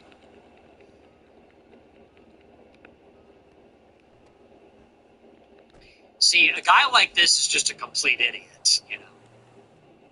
Guys like this, they can't be in the friend group. Guys like this make a joke like that, and then you slowly ice them out of the friend group. Hey, quick question. What's worse? Finkelstein's me mom died in the Holly, raped Sneeko's lair, Clavicula's Cybertruck, or Sheboygan? And you're like, dude, who invited this brown clown? Who invited this nigga? Fucking retard. Sheesh. Lebanese That's English Lord crazy. sent $20. It's so inspiring to see you. Andrew, Tristan, Sneeko, Myron, and Justin Waller all finally together. I look up to all these guys, and many of us I'm sure used to watch them before finding you. And it all came full circle. America first is inevitable. Hell yeah. Thank you, man. Yeah, it was a great crew, man. Awesome. It was like the Avengers. All of the goats. We gotta grow that room, though. We gotta get, like, Alex Jones in there. He's not really into the anti-Jewish stuff as much, though. We gotta get Dan B. We gotta get Jake. We gotta get all the Avengers out there. Matty Poe 13 sent $20. Nick loved the content. Bradley Martin. Matty Poe 13 sent $20. Nick loved the content. I agree with you on almost everything. One thing I don't understand is how you can still side with Rome despite them obviously be satanic. The Jews control them. Please research. That's just, if you believe that, you're an idiot. Zap sent $20. Fuck all of you black pill chuds. Your enemies don't roll over and die. Stand up. Build. Learn. Create. Our ancestors didn't die so you can cosplay as a Nazi. Rise up and take what's yours. Who's with me? Yeah, great speech. AN sent $45. I run a business with 500 plus employees. Hate to say it, but no matter what the blacks wait and claim racism, then try to sue me. It's amazing how hard they work at not working. Appreciate you calling a spade a spade. Not all of them, but always them. Very true. That is how they Robert G operate. sent $20. Miami nightclub with Andrew Tate. Sure, let me just grab my Trump fit. We love you, buddy. Don't change for anyone. Saluting face emoji. Again, that wasn't really the plan. I was going to do a stream. I packed my suit. Don't change for anyone. If I knew we were doing that, I would have brought a different outfit, obviously. Stupid ass. I love that. It's... The worst thing about being an e-celebrity is that everybody has something to say, and they're all complete fucking idiots that have no idea what's going on. It actually made me a lot less conspiratorial and anti-populist, because you see that the average person is just talking trash. Your average person is just saying stuff. They have no idea what they're talking about. They don't know the whole story, but they're so confident, like they know what's going on. Everybody's got a take, everybody's got an opinion, everybody's got something to say, and they have no clue. So, like, I'm in the club, I'm wearing my charcoal suit and a red tie. An idiot over here says, oh, you thought you were going to go to the club and you wore a suit with the tie? Hey, never change, buddy. Hey, dumbass, I had no idea I was going to the club. That's what Sneeko and Clavicular were wearing all week. They went to Hugo Boss. They bought Hugo Boss suits. I brought my Hugo Boss suit for that stream, and we wound up at the club later, okay? But you don't know that because you don't know what you're talking about. But you got an opinion anyway. Well, congratulations on your opinion. But honest to God, And I'm telling you this as a human being. I'm telling you this as a fellow human. I'm somebody that was a regular guy. Now I'm quite famous. I go to a club. It's the most talked about story for the weekend. And I will tell you, being a regular Joe on this side of the camera, people just talk. They have no clue what's going on. They don't know the story. They hear something, see something, make assumptions, no clue about the facts, and then they make all these judgments, they have opinions, takes. And it's natural. I mean, look, people talk about things that they see, but that's why you got to have a little humility.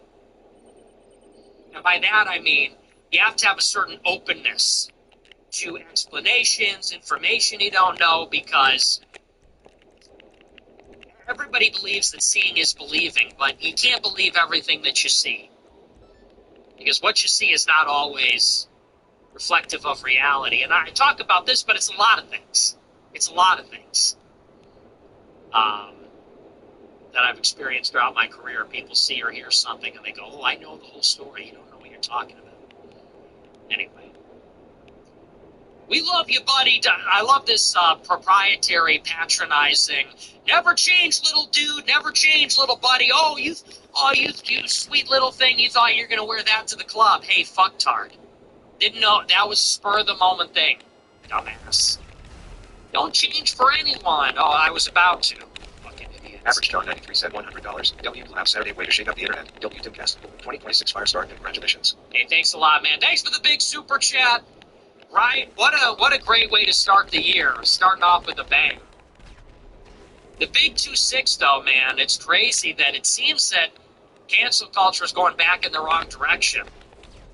And everybody thinks it's over. It is not over, not by a long shot. Super Sneaky Boy sent $20. Not to be a homosexual, but have you ever considered writing a book? Also, I am a 4 feet 8 inches 415-pound black bowling ball geisha from age 19 with 4 baby daddies. We was gangs at you. Ugh. Gosh, people suck so hard. Yeah, I've considered writing a book before.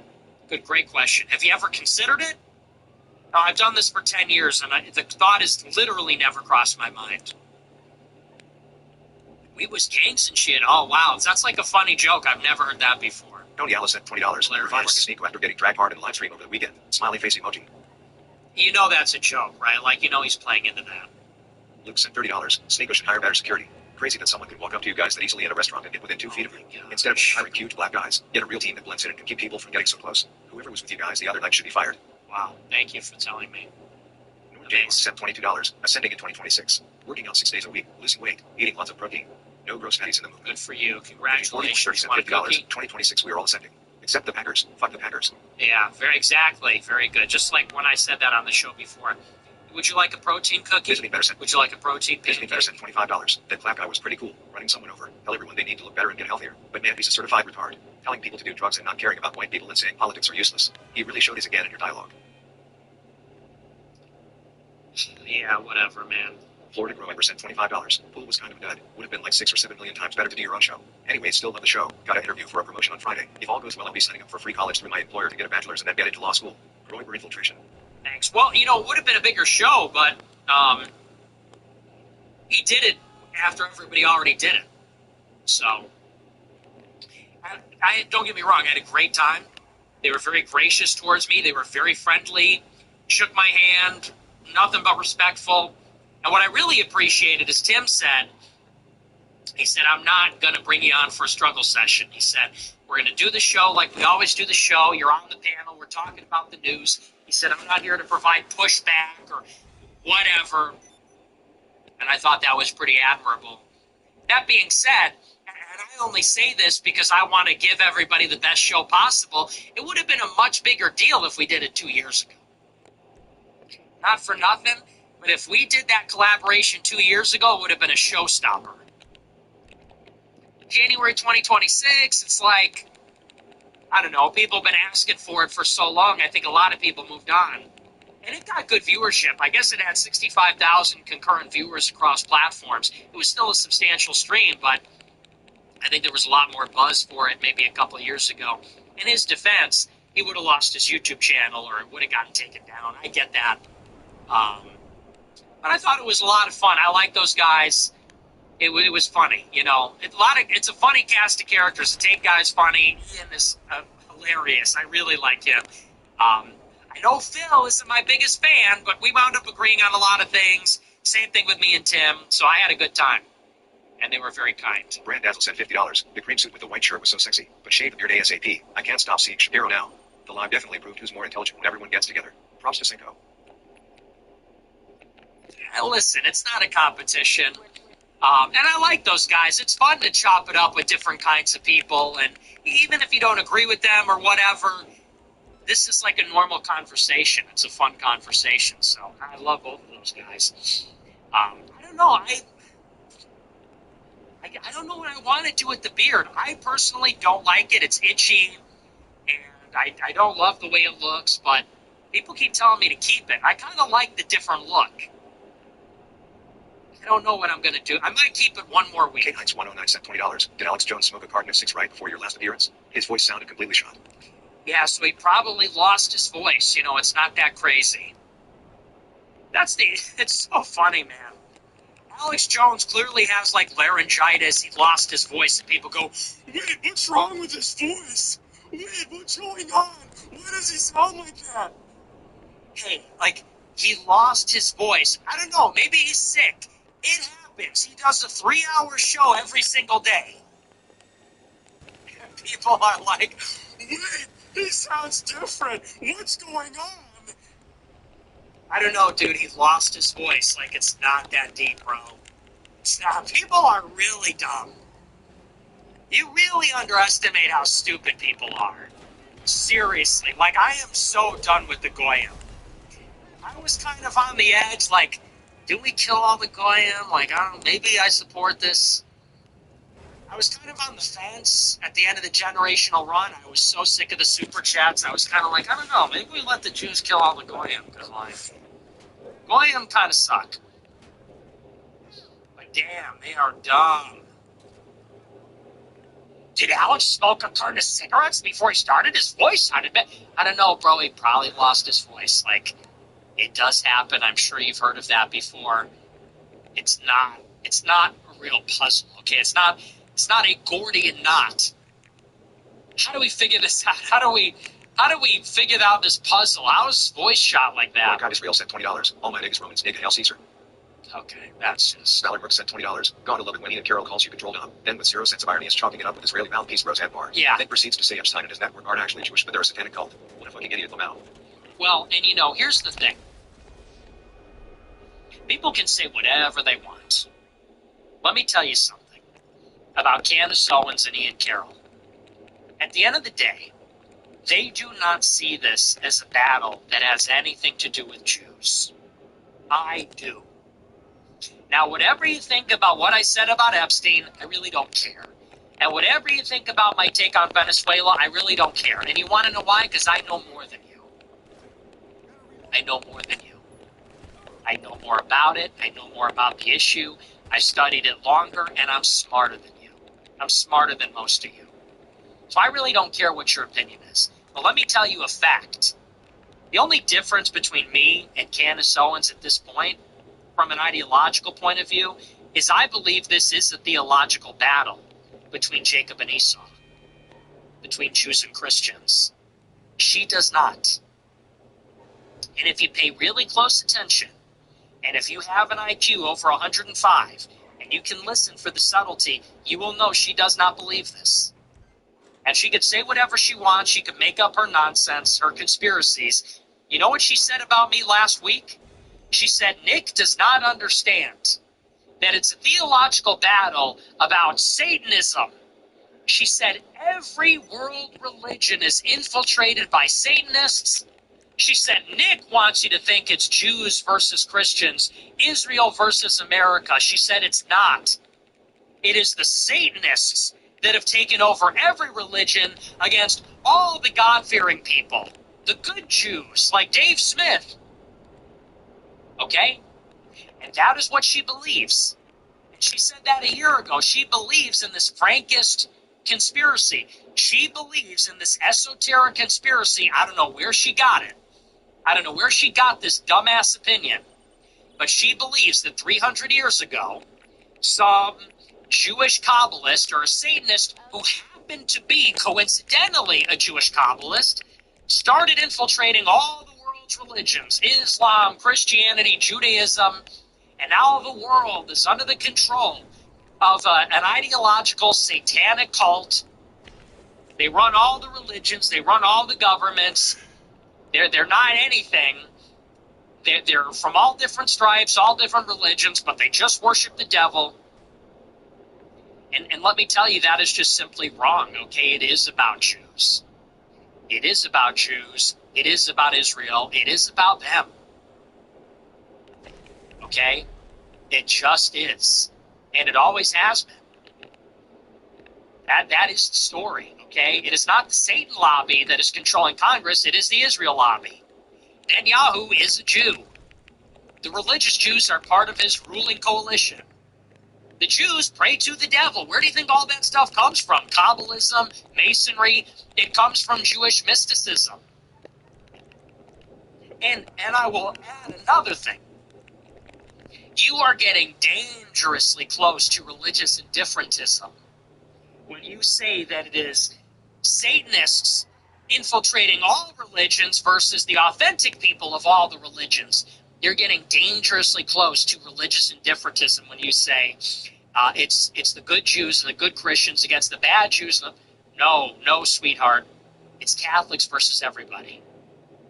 Okay? And as long as the Jews do not recognize Christ, they're not getting to the Father. They're not getting to God. So I don't know what Jew is in her ear. Maybe it's her Jewish producer. Maybe it's her Jewish producer who I met, who looks visibly Jewish, that is in her ear, telling her these things. It's somebody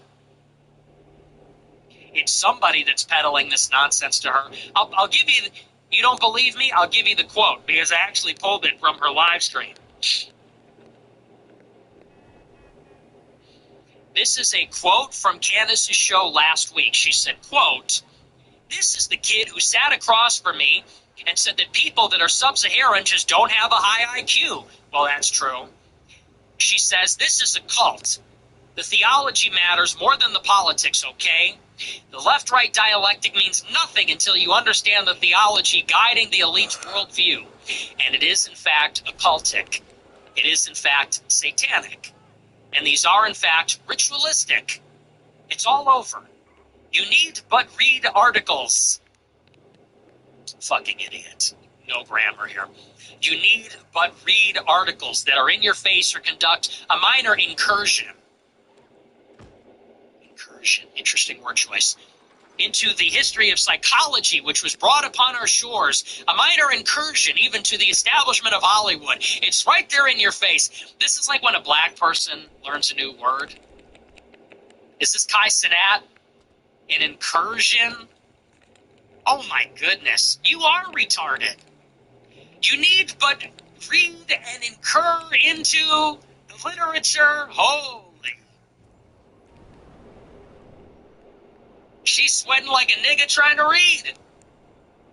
"You need but read articles or conduct an incursion." An incursion? Do you mean an inquiry? What do you mean by that, dummy? What do you mean by that, little girl? Remember when Josh used to say that? What do you mean by that, dumbass? Anyway, she goes on. She says, "And by the way, it is actually low IQ anti-Semites like you. It's low IQ anti-Semitism like you call it to just go, well, that's all Jews." Well. Candace Owen says it's low IQ anti-Semitism to say it's the Jews. Wow. What a revelation. Well, she's been saying this for over a year. The Frankist conspiracy, anybody remember that? When she said it's not the Jews, it's esoteric Satanists that have infiltrated Judaism. Real Jews are actually fine. This is the same thing. This is a redux.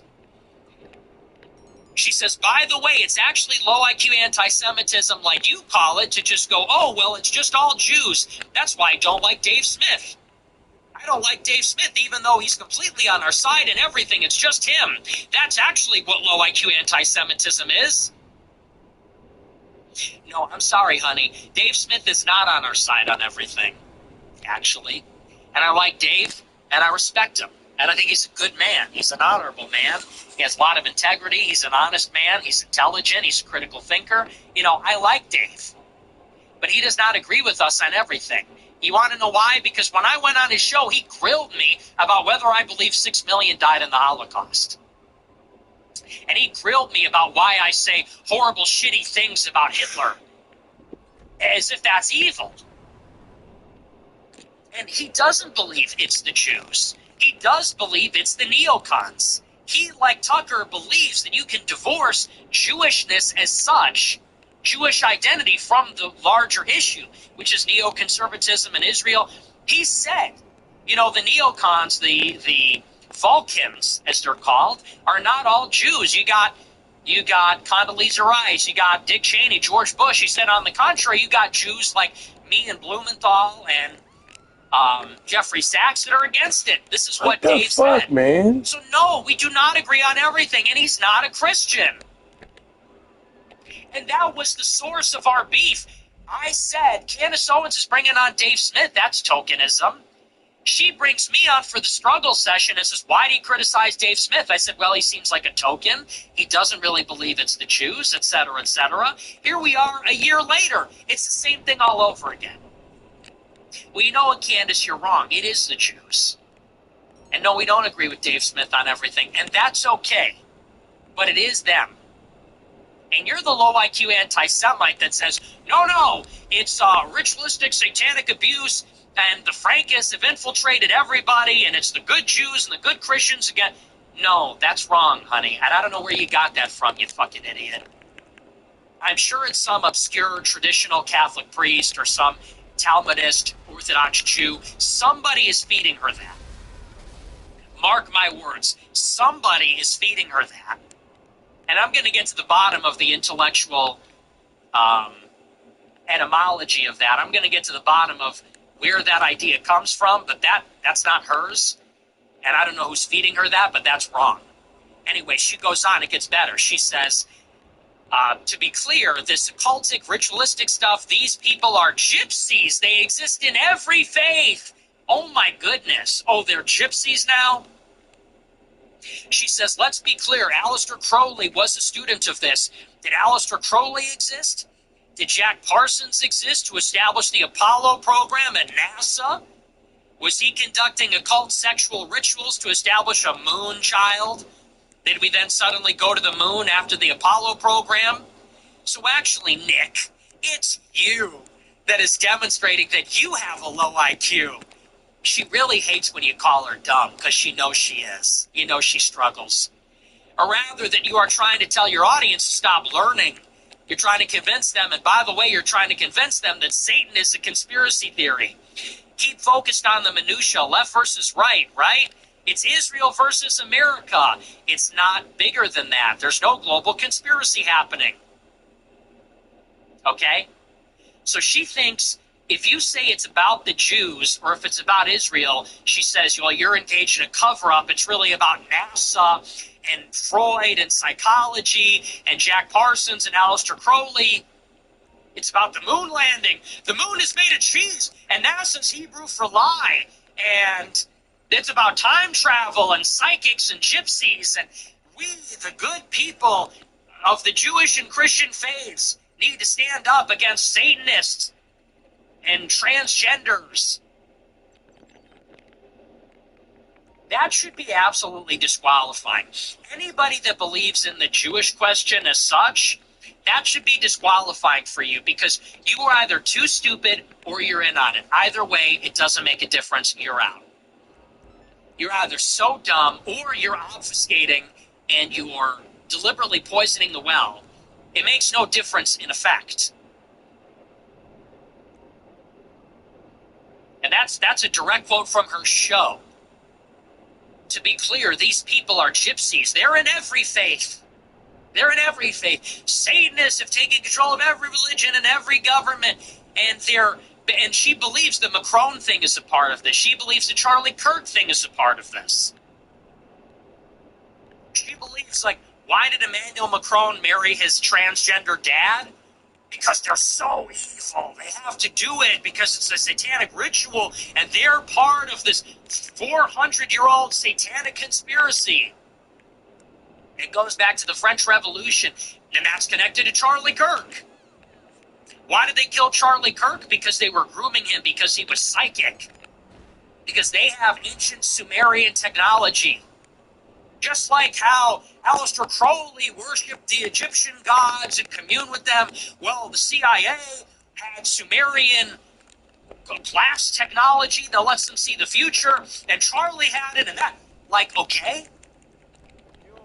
She is like a black hole. She pulls together literally everything that she sees. Stanford Prison, French Revolution, the White Lotus TV show, and the Lotus Rebellion, and Macron's wife might be a guy, and Charlie Kirk, and Kennedy, and the genocide in Gaza, and ancient Sumer, and Crowley, and Freud, and she's drawing it all into like a unified conspiracy of everything, and it makes no concrete claims. And by the way, you know what I'm starting to suspect? I suspect that she might be a Scientologist. And you want to know why? She's always going after psychology. I don't have a strong opinion on psychology, to tell you the truth.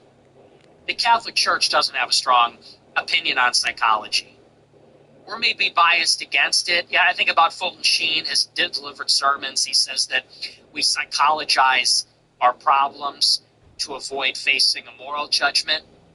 So we say, I'm not a sinner, I'm a narcissist. I'm not a sinner, I'm bipolar, whatever.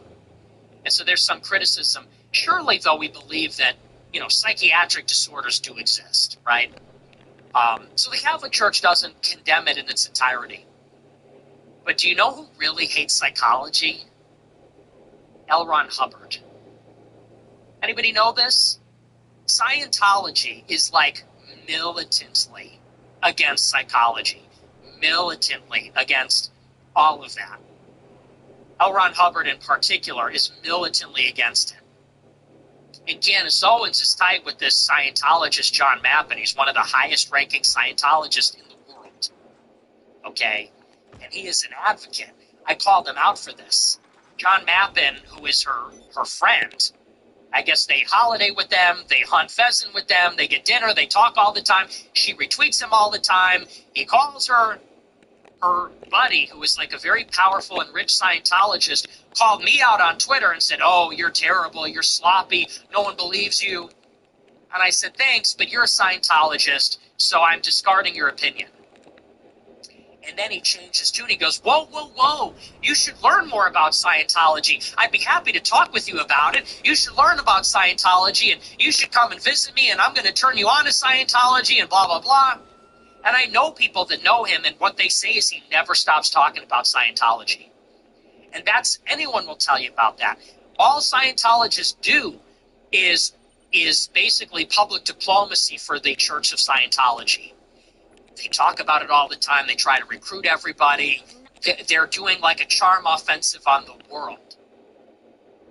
And so if Candace Owens is hanging out with the Scientologist, she's getting that. She's getting that lecture. And I would ask her, when you go pheasant hunting on the holiday with your husband and John Mappin, does John Mappin talk your ear off about Scientology? And what do you say about that? You're a Catholic. Do you tell him, I don't want to hear this talk, this is a satanic cult? I mean, seriously. You want to talk about satanic cults? How about Scientology? Let's start there. How about your best good buddy, John Mappin? Does he talk your ear off about the satanic cult like he does with everybody else? Or does he refrain? And why are you friends with him? And are you a Scientologist? Because she's always saying it's psychology, Sigmund Freud, blah, blah. And okay, maybe that's coming from a traditional Catholic sphere. Maybe that's coming from Jay Dyer. Like, who knows? But I did see that connection. Wait a second. She hates the psychology field. So do the Scientologists, like her best buddy, John Mappin. So, either way, that notwithstanding, the whole, it's ritualistic satanic abuse, it's esoteric Satanists, it's not Jews or Israel, that's like disqualifying. And Tucker says the same stuff. That's when you realize both of them are in on it. That's why they have been deployed. And understand this, Tucker and Candace are on YouTube. They're on Spotify. They're on Apple. I'm not.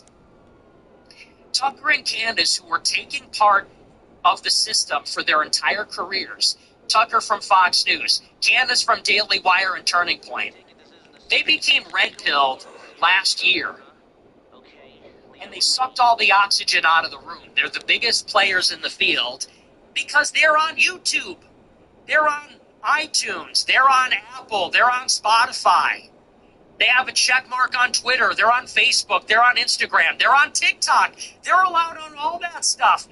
And they say these things, and I'm banned from all of it. I'm banned from YouTube, Spotify. I uploaded my show to Spotify. It went to #1. They immediately banned it. I made a new YouTube channel. They banned it in 24 hours. You upload stuff on TikTok, they use AI to ban my voice, face, likeness. So ask yourself, why are they promoted and I'm censored? And then you think about what they say. Well, Tucker says, well, I'm not pro-Israel, but I'm not dedicating my life to being anti-Israel. That's weird and crazy. And I love Israel. I love to visit. I'm not their enemy. It's not a Jewish thing at all. Candace says the same thing. You gotta wonder, what's up with that? So anyway, I'm glad you pointed that out. Now, Ian Carroll's just a non-factor. He's one of the dumbest people I've ever met. He should just go and get high somewhere. I don't know. Isn't there like a Burning Man festival you can go to? Shouldn't you be up there in the fucking Renee Good autonomous zone? He is such a nothing. I can't wait for him to move on to the next fad. Because that's what's coming. Guy's like the epitome of a grifter. Totally out to lunch. Unimpressive intellect. Knows nothing. A total freak. And, so he's a nothing. But Candace Owen, she has a platform. Andy Flo sent $20. Smiley face emoji. Showing support from LinkedIn. JK, I got a sweet raise in my full and part-time job. Thank God. Returned to the gym with my little brother. Getting stronger. God bless you. Christ is Lord. Hey, love to hear it, man. God bless. Bring the little brother. Bring the whole family. Gym, church, the bag, all of it. You got to go all in on that stuff. So good for you, man. God bless. Love it. Would-be Royberg sent $100. Hey, Nick. Use my warrior dividend to get you some back pay bills. Just watched your last video. Great shows always. Keep the beard. Been seeing a lot of posts with people saying they're going tax exempt this coming season. Your thoughts? I cannot encourage that. I don't think that's a good idea. I can't encourage you to do something illegal. Everybody that's encouraging you to do that, they're not going to be there when you get charged, okay? I wouldn't take a risk. I would not take a chance. You don't pay your taxes, the IRS is going to come for you. And you're going to pay one way or another. So all these people that are getting everybody amped up, hey, everybody, don't pay your taxes. Are they going to pay your legal bills? Are they going to pay the interest when you get shaken down? I don't think so. So I cannot in good conscience promote that because that's your life, that's your money, that's your livelihood. And when it comes to that kind of stuff, IRS doesn't play. So I'd be very careful with that. Warrior dividend, though, that's funny. Yeah, give me your warrior dividend. William sent $20. Hey, Nick. Just recently started watching and I love the show. Any recommendations on what I should feed my kids? Very Rape good. Ego sent $25. Rape Henry. No. Next sign sent Rape $20. neither. Brad is so convinced that you were a closeted homosexual that I think he really wants you. Brad who? Is that Brad Palumbo? Yeah, I remember that guy from, has to have been like 10 years ago or something. Didn't he do some show with that egghead? That girl whose head was shaped like a literal egg? Overplayed sent $25. More rooms help level the playing field. A team of the smartest minds. You should hire a couple of day traders. Okay. Aaron Derrick sent $20. Red Bull in one hand, refreshing the weather and email app nonstop with the other. We have open there. We are Chuck Fuentes. Okay. Don't take that you gold sent $20. The beard is ascendant. Please do not shave red beard. A red yell of your ancestors from time immemorial. Shamrock emoji, green heart emoji, or shave it. Whatever. It's a Do red beard.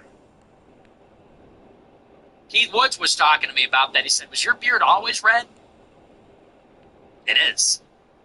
That's how you know I'm Irish. Isn't that funny? It's so weird how the Irish bled through. I was looking at a picture of myself. I don't look like my Italian side. I don't look like my Mexican side. I look like my Irish side. Because even my Italian family, they got these big Roman noses. They all have brown eyes. My mom has brown eyes. Her parents have brown eyes. And they got these big Roman noses. And I look a little bit like my mom, but I'm far more pale than her. My mom, she's Italian, so she's a little darker. And my dad's a little darker, too. He's Mexican. And they both have, my mom and my dad have brown eyes. I came out green eyes, very pale complexion, a red beard. So it's weird how the Irish genes bled through 2 generations like that. The Last Revolutionary sent $20. Watching Tate fold for PBD and Adam Solomon Craig was hard to watch. How could he say he's not throwing Sneeko out of the bus as he throws him under the bus? Date has been invaluable for the anti-feminist zeitgeist, but I felt like I watched him betray the masculine honor he claimed to have this morning. Shameful. Yeah, he did insult Sneeko. He said, well, Sneeko put the song on, and Sneeko's talking trash about me, and blah, blah. So I see why Sneeko felt that he was being blamed. But in fairness, Tate didn't really apologize and stuff like that. I mean, look, he was in damage control mode. There's no question about it. He was in ass covering mode. He was in damage control mode. All I'm going to say is I get it. I understand it. And I would ask the people to understand where he's coming from. It was what he said to Sneeko was a little shitty. I'm not going to lie. That's the only thing. I don't feel personally offended by it. He didn't call me out. He didn't single me out. And I appreciate that. And I get where he's coming from. What he said to Sneeko was a little insulting. So I understand why Sneeko's unhappy. And it was a little shitty. But at the same time, he's lost a lot of money, okay? And he's also been to jail. So I get why he's pissed off. Because I'm sure in his mind he's thinking, okay, I'm in the clear, I'm off a house arrest, I'm in America, ready to go. We go to the club. It's an unfortunate situation. I mean, it is what it is. Some of the edgelords in the crew put the song on. You don't want to be the guy that says, oh, this is terrible, It turns into a big brouhaha. It turns into a kerfuffle. And everybody starts getting shit on. It's a shitstorm, So, it's a tough deal. Microphone man sent $25. Yo, I make the Alex Jones commercials. I heard you talking about me and that you like the Macy's Day Parade one I made. Thanks for the kind words. I would love to do something with you. You can contact me at WarsofInfo on X or contact InfoWars. Ron has my number. Let's do this, my nigga. Okay, maybe I will. Maybe we'll bring you on the team. The commercials are really good. They are excellent. We have the best. Ultramethylene blue. We have the best. Turmeric. We have the best. That's my favorite one. I also love what he says. It's a 360 win. It's a 360-degree win. He's the ultimate salesman. I got to give him a call. He told me to call him on Thursday. I was out of town all weekend. I'll give him a call this week. Fuelman44 sent $20. 21 years old. Catholic. I am submissive. Can cook your favorite foods. Italian especially. Only problem is I'm a 450 pounds, 4 feet 5 inches black woman with no arms or legs. Holy blood enough. Hard hands. Okay, that's kind of funny. These other ones suck. That one's kind of funny. I'm a 450-pound nugget. That's a little funny. I was thinking, all these girls are always like, I'm a submissive girl. You could call me a bitch. I kind of want a wife who doesn't like me. Does anybody get that? Is that out of pocket? I don't know if you guys can relate. I kind of want a girlfriend or a wife that doesn't really like me. I kind of want it to be a little bit contentious. Do you know what I mean by that? Am I crazy for saying that? Because if the girl is going to just lay down and be completely obsequious, it's kind of like, well, what's the fun in that? You know what I mean? You kind of want a little bit of the push and pull. You kind of want a little bit of the tension. Where's the sexual tension if she doesn't hit you a little bit? Where's the sexual tension if she isn't kind of mad at you all the time? If she isn't kind of a little bit of a bitch sometimes? You know what I mean? I don't know if you get where I'm coming from on this. And I've never had a girlfriend or anything, but I just get that sense. So these girls super chat, and they're like, I'm a totally submissive. I'll just cook and clean. I won't say anything. I'll just shut up. You can call me a bitch. It's like, but I kind of want to fight. I kind of want to fight. I kind of want it to escalate. And then it turns into like, then you start making out. You know what I mean? You kind of want it to go there where you're screaming.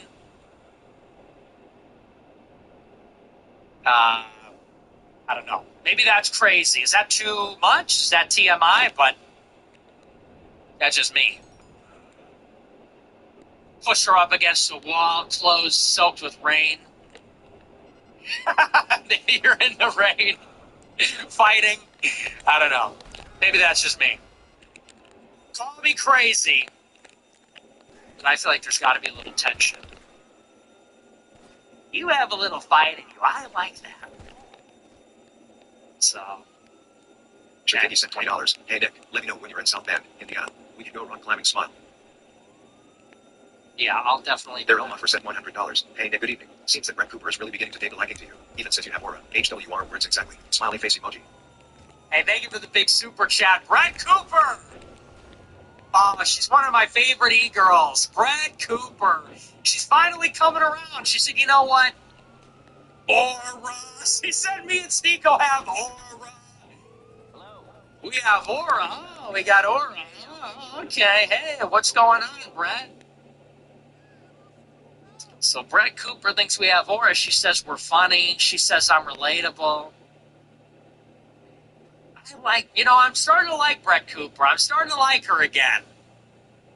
Yeah, I think she's pretty brave. Because she could have went on the show and just utterly trashed all of us, but she's been very loyal.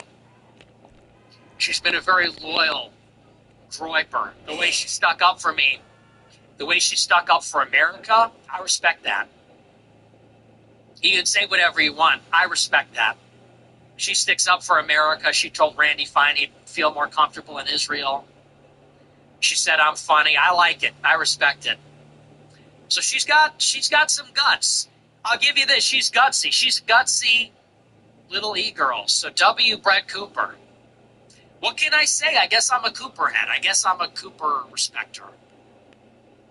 I like her show. I sent it to my sister. I said, oh my gosh, you got to see this. So I sent it to my whole family. We had a big laugh about it.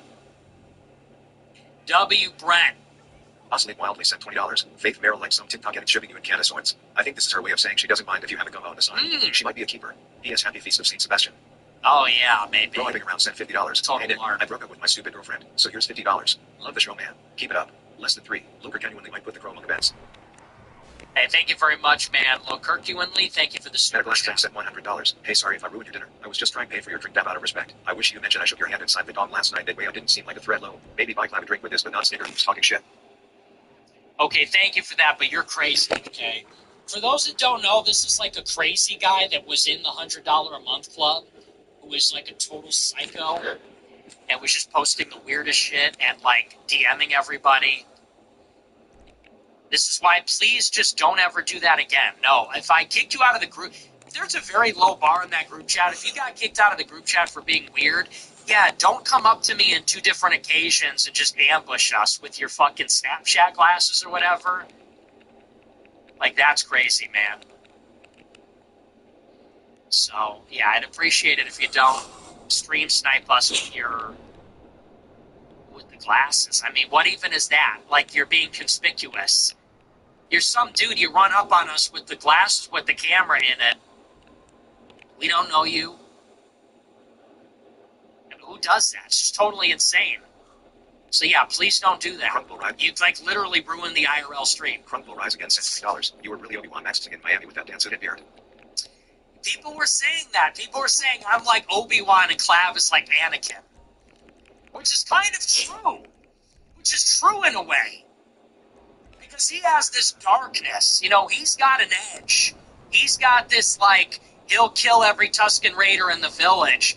You know, we can make things we want him to be. We can rule the galaxy. He's got that streak in him. Like he's becoming too powerful. I became the most looks maxed I became the most powerful Jedi, and I'm doing it all for you. He has that kind of vibe, this like flying too close to the sun. He's younger than me, the hubris, the narcissism, and he is growing more powerful, funny, handsome, rich, famous. He's this unstoppable force, and I'm kind of like, and I'm the old guard. I'm Obi-Wan. You know, he used to watch the Groypers. He used to watch my stream when he was a young guy. I'm like older than him, but not that much older than him. Like how Obi-Wan was a Padawan when Qui-Gon Jinn died and he had to take on Anakin. It's like that. And I kind of have to burst his bubble from time to time. Patience, Padawan. And so there's kind of like, so I could see that dynamic. You know, you underestimate my power. Don't try it. Now that I have the beard, especially, I'm starting to look like Obi-Wan. I got the tan suit, I got the beard.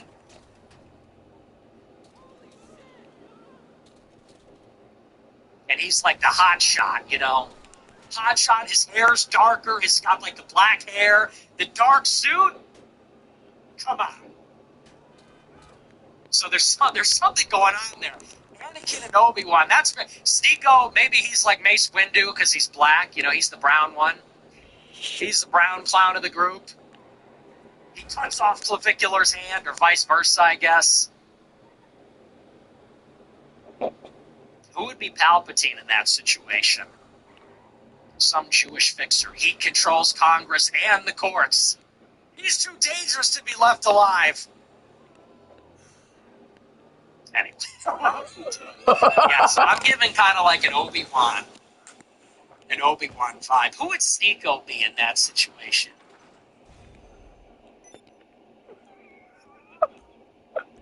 I guess maybe Myron is Mace Windu. Maybe Myron is Mace Windu because he's a little bit blacker. And who would that make Sneako on the Jedi Council?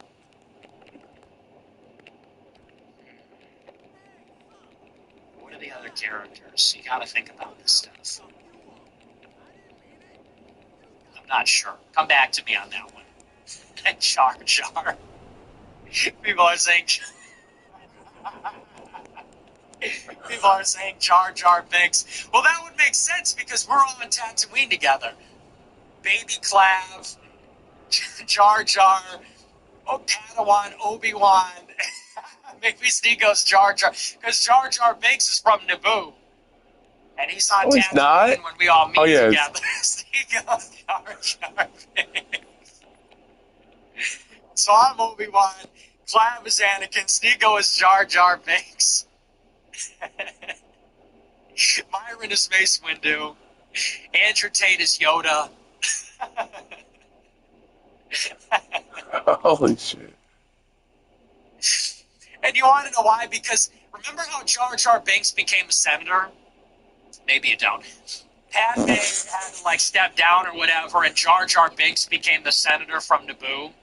And then he unwittingly gave Chancellor Palpatine wartime powers and became like a pawn in the rise of the Empire. Do you remember that scene in Attack of the Clones? He literally votes in the Empowering Act, or what is the act that gave Hitler absolute power? The Military Creation Enabling Act. Acts. Jar Jar Binks passes the Enabling Acts for Chancellor Palpatine to create an army and rule for life until the war is over. And so I guess Sneako is sort of like a Jar Jar Binks-esque. Like, he will be the one that kind of like unwittingly votes for tyranny. He's gonna hate that. I'm baiting him a little bit with that. No, come on now. He's not Jar Jar. One of Professor Jack Schwitchin's predictive history theories is that Israel wants to unite all Jews against the world, hide genocide, and more anti-Semitism, like the military strategy of fighting with the river behind them, to accelerate end times. Thoughts? Thank you for the big super chat. Yeah, you know, I see where he's coming from on that. I think, though, that, and some of them believe that. Some of them, they believe they have to rebuild this third temple, and so they're preparing for, like, a war with the world. I think there's a lot of truth to that. And I do believe that Israel benefits from anti-Semitism because if they can create a climate of anti-Semitism in America, it might incentivize powerful American Jews to go to Israel. And if you look at the history of Zionism, historically they have done that. They've created anti-Semitic hoaxes in Eastern Europe, in Babylon is what they, or Mesopotamia is what I mean. They used to call Iraq Mesopotamia. And the Zionists would create these anti-Semitic pogroms in Mesopotamia to get the Iraqi Jews to come to Israel. So history rhymes. You can see that happening here. So there's some truth to that. He's not wrong about Kelly that. Hardy sent $89. Hello, Nicholas. Michael Knowles says video of Ice emoji incident. Wife yells, "Why did you have real bullets?" Here are genuine terror/shock. So these idiots are being paid to protest. Are they also being told, not real bullets, not real guns? Thoughtful face emoji. Beard lose it. Strong jaw displays power and we need that. Show it. Peace sign emoji. USA. Thank you for the big super chat. Yeah, well, it's like I said on Telegram. These idiots think it's a game. I mean, they literally think it's a game. And so someone gets shot in the face by a cop, and they go, "Wait, you had real bullets with a real gun?" Dude, it's federal law enforcement. They're cops. They're cops arresting dangerous criminals. Of course they have real guns. What do you think happens? You go to arrest an illegal immigrant and they try to hit you with a car, or they try to shoot you or beat you with a shovel. Yeah, you need lethal force. Of course they have guns. But they think this is Disneyland. They think this is literally Disney World, and nothing bad is going to happen to anybody. They're all LARPing as the resistance. It's just like a big performance. We're going to go and raise up our signs, and all they could do is push us around. It's not a game. Like, people die. People get hurt. It's serious stuff. So, yeah, that just goes to show. I mean, they think it's a game. They don't know how it is. Roseman 22 sent $50. You were talking to Clem and he was saying he's accelerationist. Too many think they will be on the ruling side of the revolution or that progress is guaranteed. Glad you know the fight is worth it. Well, and you know what it is? The people that have it the best are only concerned with keeping the party going. And I know a lot of people like this. And I'm thinking about a conversation I had with another guy who I like. He's a friend of mine. Great-looking guy. Very wealthy. And he's got a great life. Like, he's just got a totally glamorous life. We're talking about this, and he goes, "What do you think is going to happen to the rich?" He goes, "What do you think is going to happen to rich people?" He said, "Don't you think that somewhere the rich white people are going to go and they're going to create like a breakaway community or something, and we'll be okay?" And I said, maybe, but there's no guarantee. I said, because what if everybody kills the rich people? Like, a lot of rich people are going to die. If the society collapses and there's a war, rich people are going to get kidnapped, assassinated, killed in random acts of violence. I said, like, in a scenario where order breaks down, I said, everybody is in danger. Nobody is going to get a golden parachute. Why do you think these billionaires are buying, like, nuclear missile silos and building fortresses in them? It's because when the shit hits the fan, like, they need a literal fortress. They're going to pull up the drawbridge and go to a modern castle. I said, so, these rich people, they're protected by security services. They're served by a peasant class. You never know. And so a lot of these rich people, or people that have a glamorous life, they say, well, I'm just worried about, protecting my lifestyle. I'm just worried about getting the best lifestyle, making sure I can keep this lifestyle. I don't want to get involved. But, and this is what I said to Clav. I said, if you are serious about keeping the lifestyle, you got to always think about survival. And survival can be a convoluted thing. Meaning that as you get rich, famous, powerful, as the political situation changes, you need to take out an insurance policy. It's easy to make a couple bucks. It's easy to make a splash if you want to keep it. If you want to have enduring influence, wealth, whatever, you need to anticipate changing times and circumstances. You think about, like, the gangsters that made money during Prohibition. And a lot of them went extinct because they didn't anticipate that Prohibition would end and the government would crack down. And, there's been a lot of things throughout history where people think they're untouchable. Savings and loans scandal, the dot-com bubble, the boiler room, Wall Street stuff that was going on. It's like, and it's funny because these are like These are these guys' heroes. The Wolf of Wall Street, that kind of thing. This conspicuous consumption, obscene wealth. People look at that kind of stuff, the new money, and they glamorize it, but they fail to learn the lesson.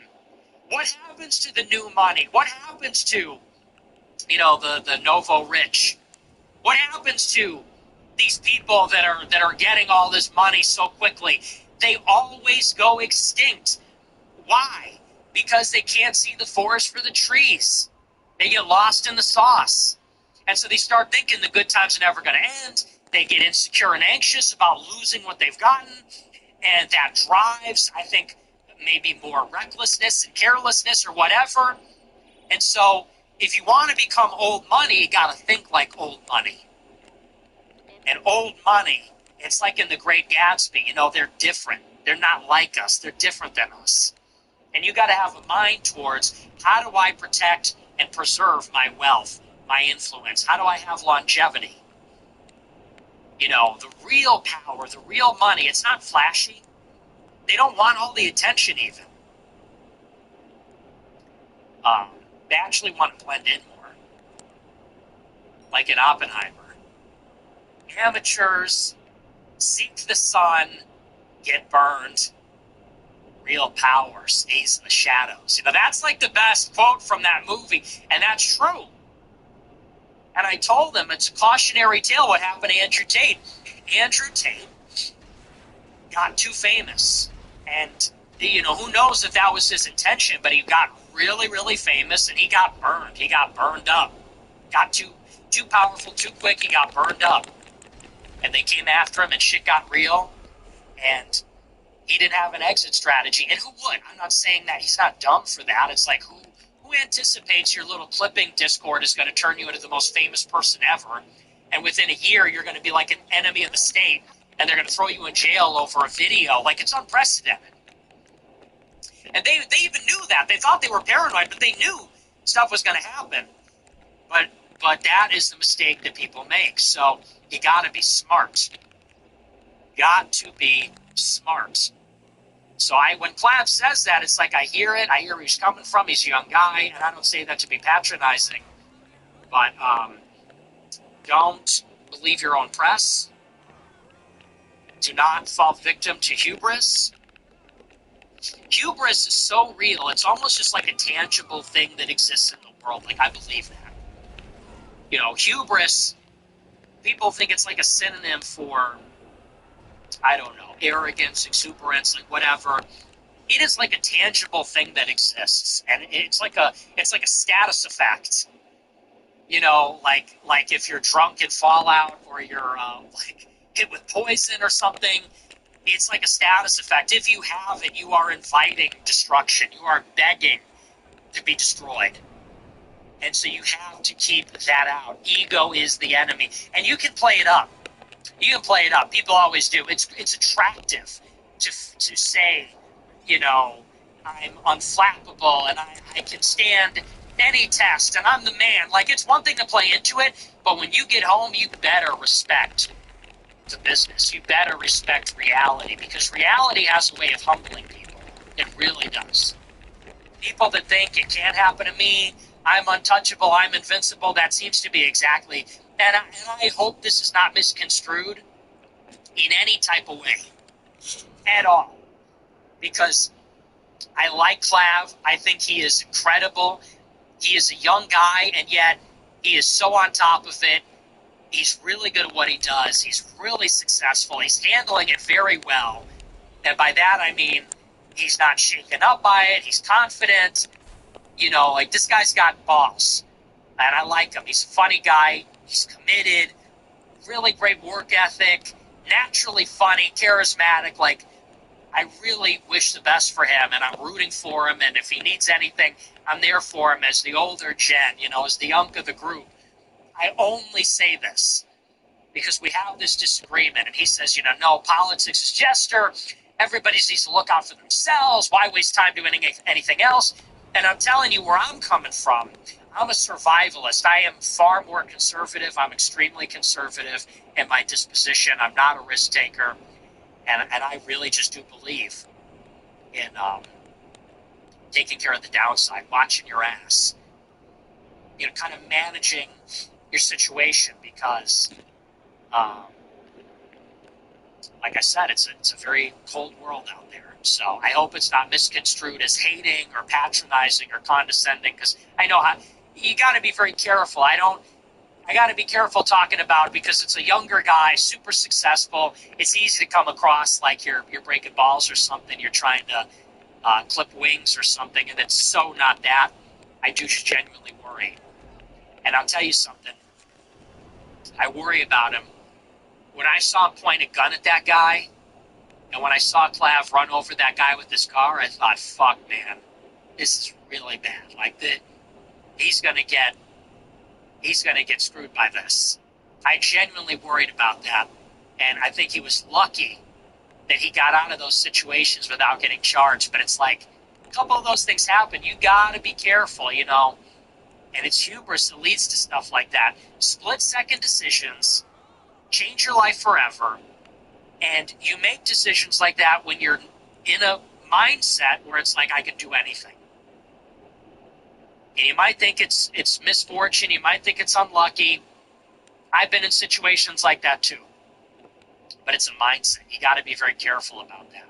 Anyway, that's my advice. Take it or leave it. That's my unsolicited advice. But yeah, I do believe that people that have a good thing going, oftentimes they're not planting seeds. And that's really, anyone that has made it for a long time will tell you. It's seasons. You're always in a season in your life. And you might be in the summer and you might be in the winter. If you're in the winter, you got to have the hope that better times are ahead. You got to press forward. You got to keep going if you're in the winter. If you're in the summer, plant seeds. Because the winter is coming. It always does. That's life. Good times, bad times, ups and downs. What goes up must come down. And so when you're in the summer of your life, when you're in the season, you got to prepare for the next turn of the cycle. That's not trying to be pessimistic. It's not a put down, but it's just, that's how I live my life. In the summers, I'm very careful. And I don't go all out. I invest. I think about the future. And in the winter, I push through. I talk myself up. That's life. And if you want to be successful, you got to be a man of all seasons. Real shit. And that goes with everything. That goes with the market. That goes with friends, politics. It all goes towards that. Because life is long. It feels short, but it's long. It feels short in the moment, but it is a long life. And I haven't even lived a lot of it. I've only been in this for 10 years, but it feels like a much longer time. And,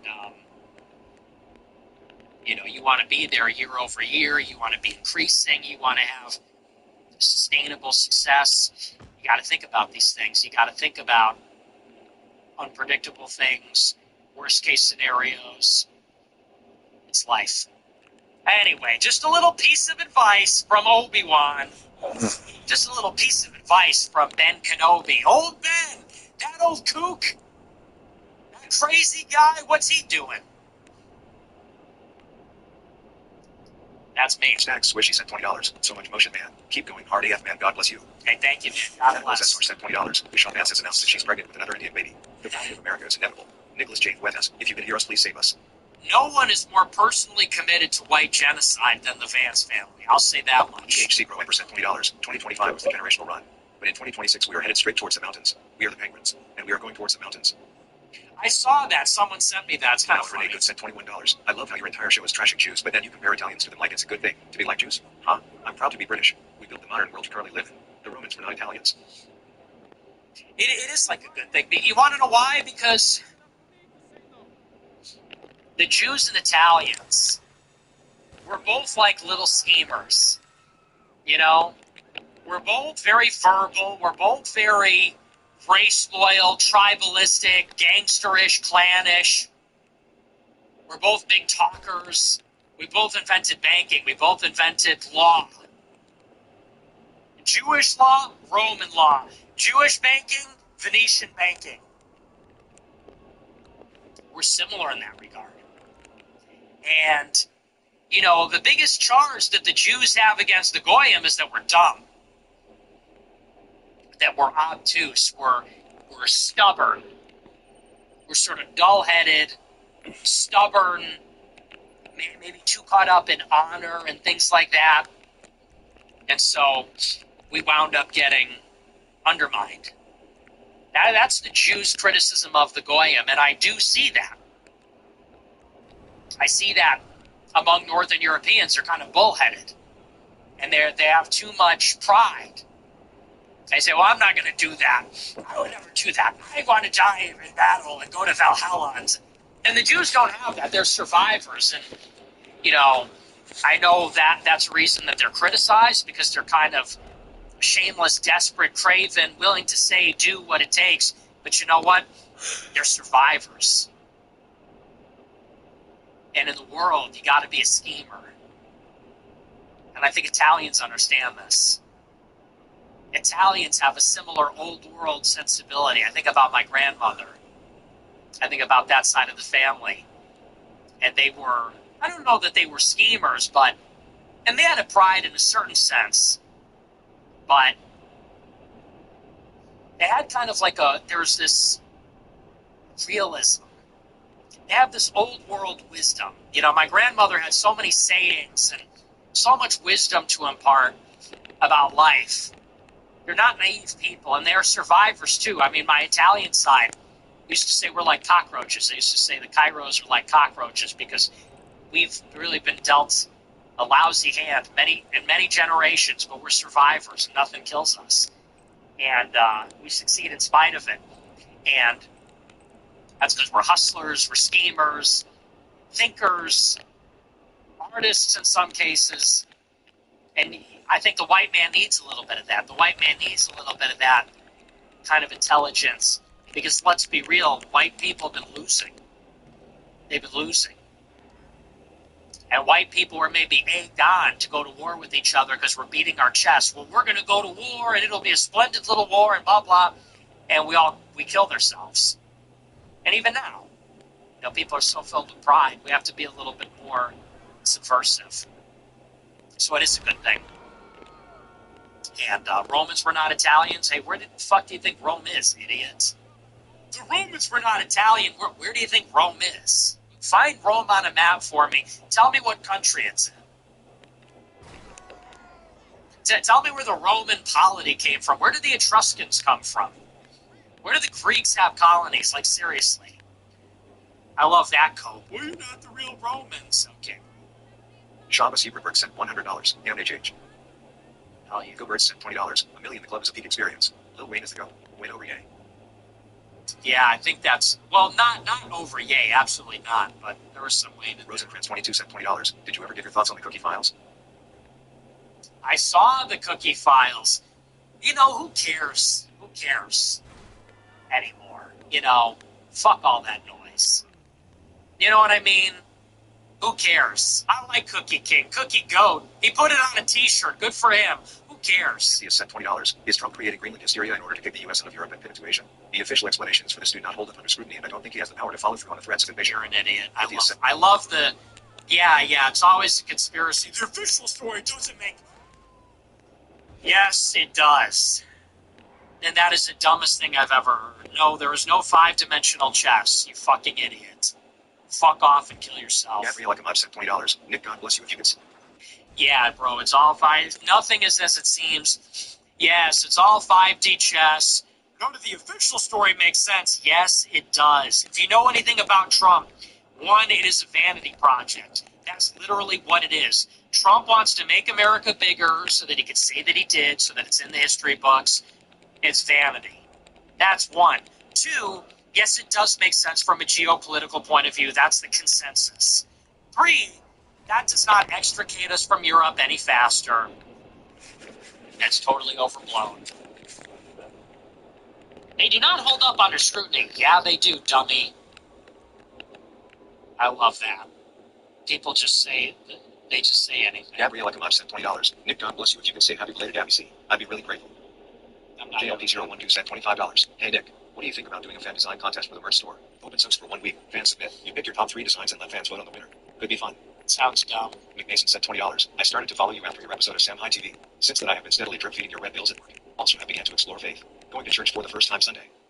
Good. Love to hear it. Renee Good sent $20. Would you say objectively liberalism has failed in America? In which ways has it succeeded or has been a net positive for us? What is this, like a AP question?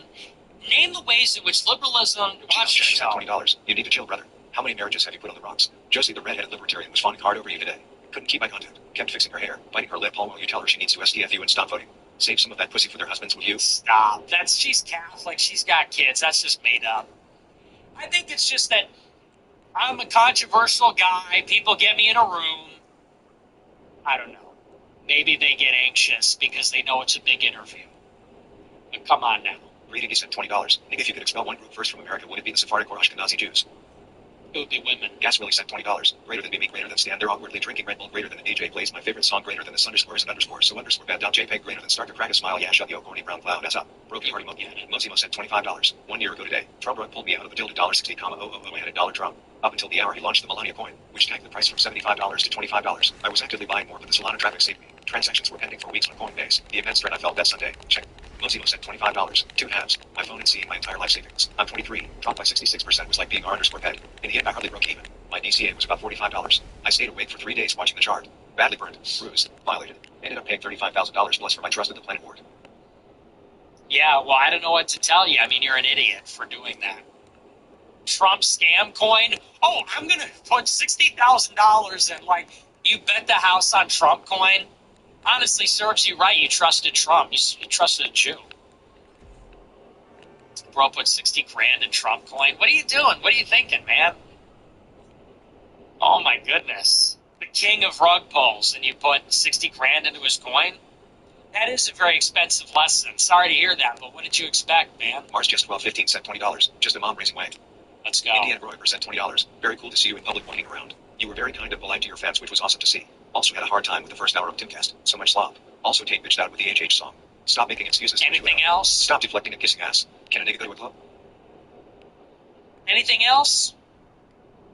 Thank you for all that. James White sent $25. Northern Irish living in Qatar here. US seems to be our last great hope, which in itself is pretty scary. Europe is essentially finished. The UK anyway just seems... Okay, Cancel thanks. sent $20. We have like 100 super chats, so I'm going to start flying through these. That's just like an inane observation. Roy sent $20. Thoughts on Sultan Ahmed bin Solih and Jeffrey Epstein turning the port of Djibouti into the world hub for trafficking blood diamonds, drugs, guns, and sex slaves, basically the black market ran by Israel and Epstein? I'll have to look into that. I never heard of CRC 1492 sent $20. Thoughts on the Essequibo region in Venezuela? The offshore area of this region has all the good oil discovered in 2015. China has a 1/3 stake offshore we should confiscate. EU uses this bill to minus 35%. We talked about it on last Monday's show. Running at full speed down the streets of Miami. Roy sent $30. NHH. I could be your grandma sent $25. Hey mister, you could be my grandson. What did your wife brothers think about your beard? Sneeko liked it. Clav didn't. Clavicular did not like the beard. He told me to shave it. That's kind of the veto. I mean, if the looks maxing goat says, it was no hesitation. He's like, get rid of it. I was like, okay, man, maybe you're right. I mean, it's a science. He's got it down to a science. Titus 9631. Then again, I'm Obi-Wan. Titus 9631 sent $20. Hey man, as a Jew by blood and Christian by faith, I love you, man. I have been shunned by my family and you help me get through it every day. I'm sorry to hear that, man. But it's worth it for the truth. You know what Jesus said? He said, let the dead lay with the dead. I mean, this happens in the gospel. They say, I want to go with you, but, you know, my father's back home, and Jesus says, let the dead lay with the dead. And by that, he means spiritually dead. And it's difficult, but that's what we're called to do. It's Christ first. I was talking to a friend of mine the other day who does not believe in Jesus.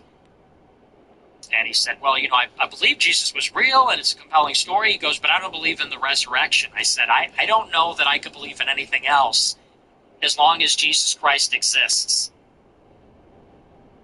I don't know how you can live in a world where the gospel exists, where the account of Jesus Christ exists, and believe in anything else. Everything else pales in comparison. Everything else looks stupid and silly by comparison next to the gospel.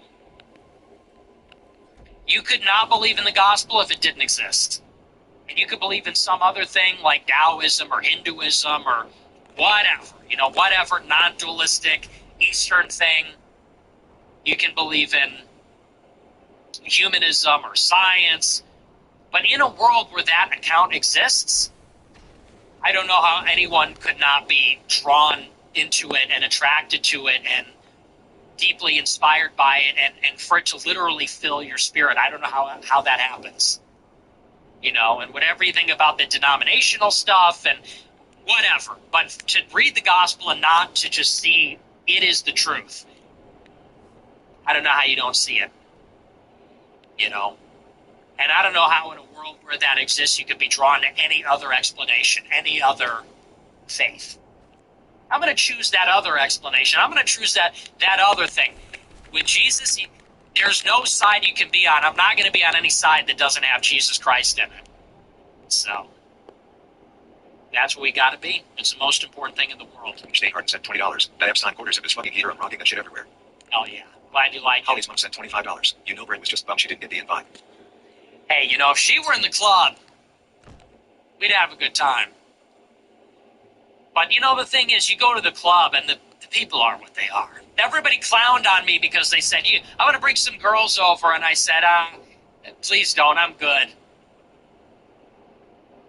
That's not my scene, And you got girls there and they're all half naked. And for some people, they get a real kick out of that. They want to go to a club and have some escort come up to them and tell them how great they are. And it's like, we all know what this is, though. The women there are parasites. The women there are gross. They're looking to get lit, and then they want to go home with some rich guy or some famous guy or whatever. And they're ran through. If you're a girl in a club and you're grinding up on some famous guy, it's because you're a cloud-chasing hoe. And I don't know, some people get a big kick out of that. I'm going to be, and it's funny because you think, I'm going to have this girl tonight. They're thinking, I'm going to have this guy tonight. It's only just your turn on the carousel.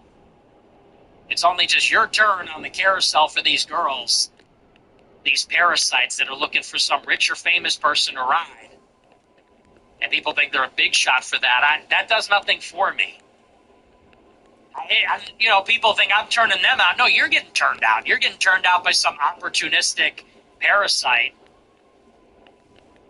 And they're frumpy anyway. They put on all their makeup and everything like that. They're in their mid-20s, throwing themselves at you.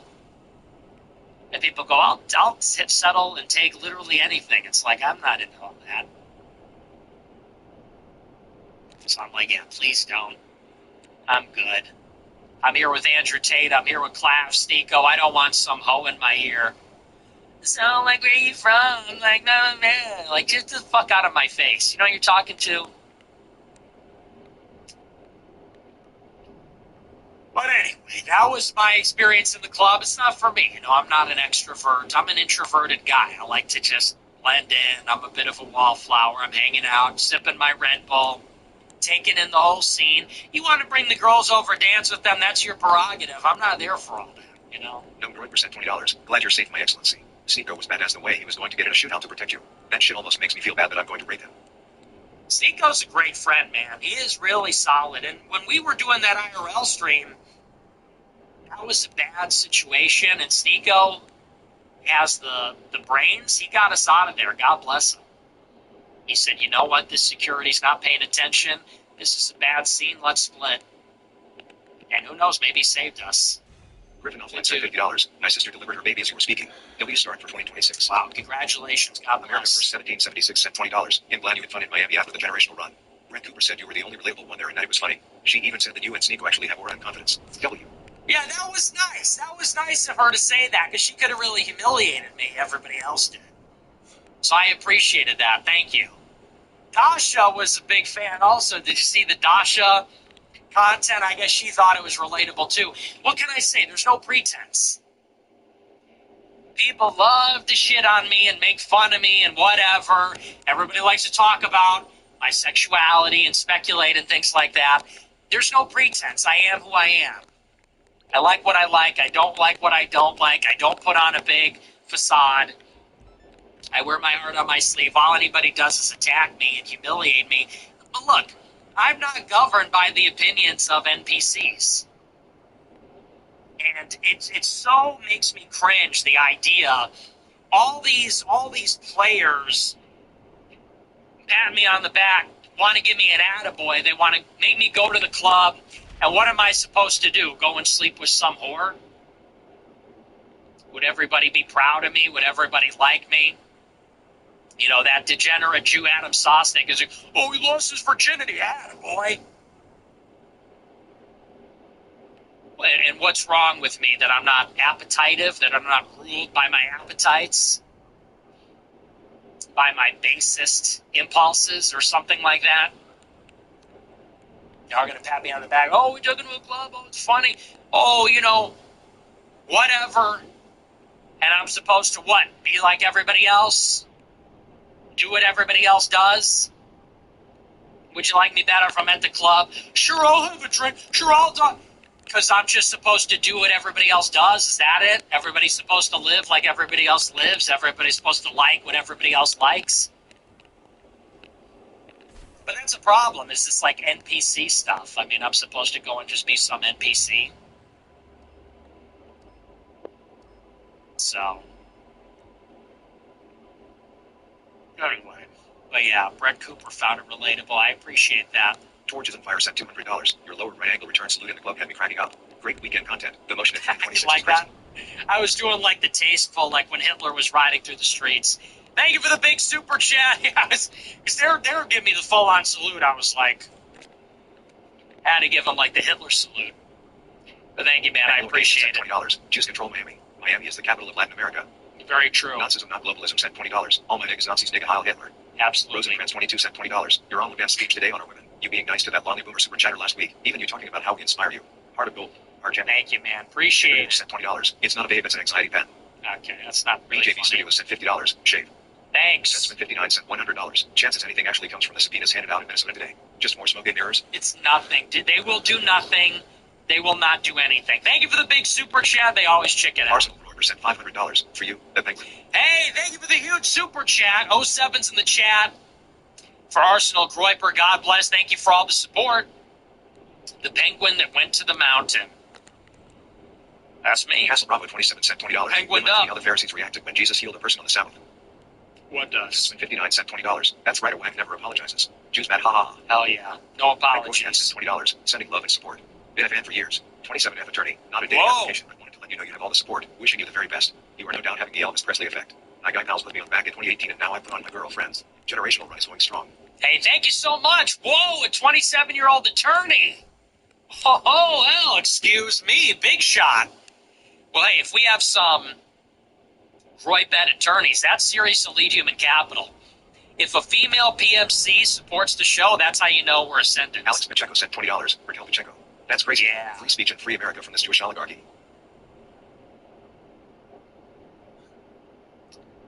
Free speech. Freeze peach. Freeze peach. I'm teasing you. That is a small world, though. Thank you. It's He said two $100. E's. DN Millennial Grover here. Was lost and blackmailed after a bad breakup recently. But her response to Kirk's murder inspired me, and I've got many friends in you since then. Just want to Awesome. say thanks. Love to hear it, man. Thank you for the big super chat. I'm glad to hear you got some friends. Master 67 W. $50. Hey Nick, my dumbass friend says you're a sellout for the Miami hangout. He think you're a sellout for the Venezuela takes and 14 inch consent takes. Can you please crash out at him? Why would I let your dumbass friend spike my cortisol? Your friend is wrong. That's supposed to affect me. That's supposed to spike my cortisol. Guy's wrong. Guy's an Florida idiot. sent $20. Miami Beach is full of gays, transplants, and tourists. Nobody actually from Miami ever goes there anymore. The real people of Miami love you, especially the Hispanics. They do. They do. Because I got people coming up to me in Miami. Even a Jewish guy came up to me when I said, hey, nice necklace. The guy had, well, what is that necklace? It's like a Hebrew letter. And he was like, come on, man. I'm like, I'm teasing you. Relax. But it's true. The people of Miami do love me. I'm popular there. I was walking the streets of Miami with no security. And I could do that because the people love me. I was walking all over the city with no security. People are getting up at restaurants on the patio, taking a picture, stopping me. Hey, yo, it's Nick Fuentes. Getting recognized in restaurants, people buying me dinner, like, so it's true. And I love Miami. It's a great city. I always have a great time. Joe Dagger sent $20. I thought it was interesting how you said take flew too close to the sun. Rushbeat once said he intentionally limited his influence to avoid being targeted. By the way, Marini is back on YouTube. We'd love to see you do another video within one day. Also, race mixing is not a sin. Currently planning on finding a triflecator wife. That's paid. Yeah, anyway, Cuddly thanks, ASX I $20. guess. Hey man, I appreciate for speaking your mind and fighting for what you think is right. You make it look easy, but I can't imagine it actually is. I mean, I guess it's obvious after this weekend. Bless. It's a tough life, but, I'm suited for it. I'm kind of the right person to do it. I'm an introvert, I'm a homebody, so... I mean, if you really had all these hopes and dreams to be an NPC, you could never do what I do. But if you're sort of like a shut-in like me, if you're a hermit, then I guess it's the right lifestyle. One person will send $20. Please tell me somebody put out the invite to Yay on Saturday. Obviously just a courtesy invite, but could you imagine? Oh, and say hypothetically we were married. Would you watch your show with me? And if you did, would you interject throughout or watch quietly? Harry Mister sent $20. IRL streams are dangerous, buddy. You're on a whole different level than the others. Stay safe. Baker05 sent $20. I'm a 20-year-old guy from the UK, and in the 1960s the white population was 99% plus, and it's predicted by the 2060s to be a complete minority. Fuck. That's Geek crazy. Chick sent $30. Hi Nick, do you consider the West Coast or the East Coast to be the best coast? It's really tough. I like them both. I really love Southern California. I haven't been outside of that, though. I haven't spent a ton of time in San Francisco, never been to San Diego, never been to Sacramento, never been to the Pacific Northwest. So it's hard for me to judge, but I got to be honest. I mean, I really love L.A. I love that whole area. I love L.A., I love Malibu, Santa Barbara. It's a great area. I've been all up and down there, and Orange County, Huntington Beach. I love that area. It's literally paradise.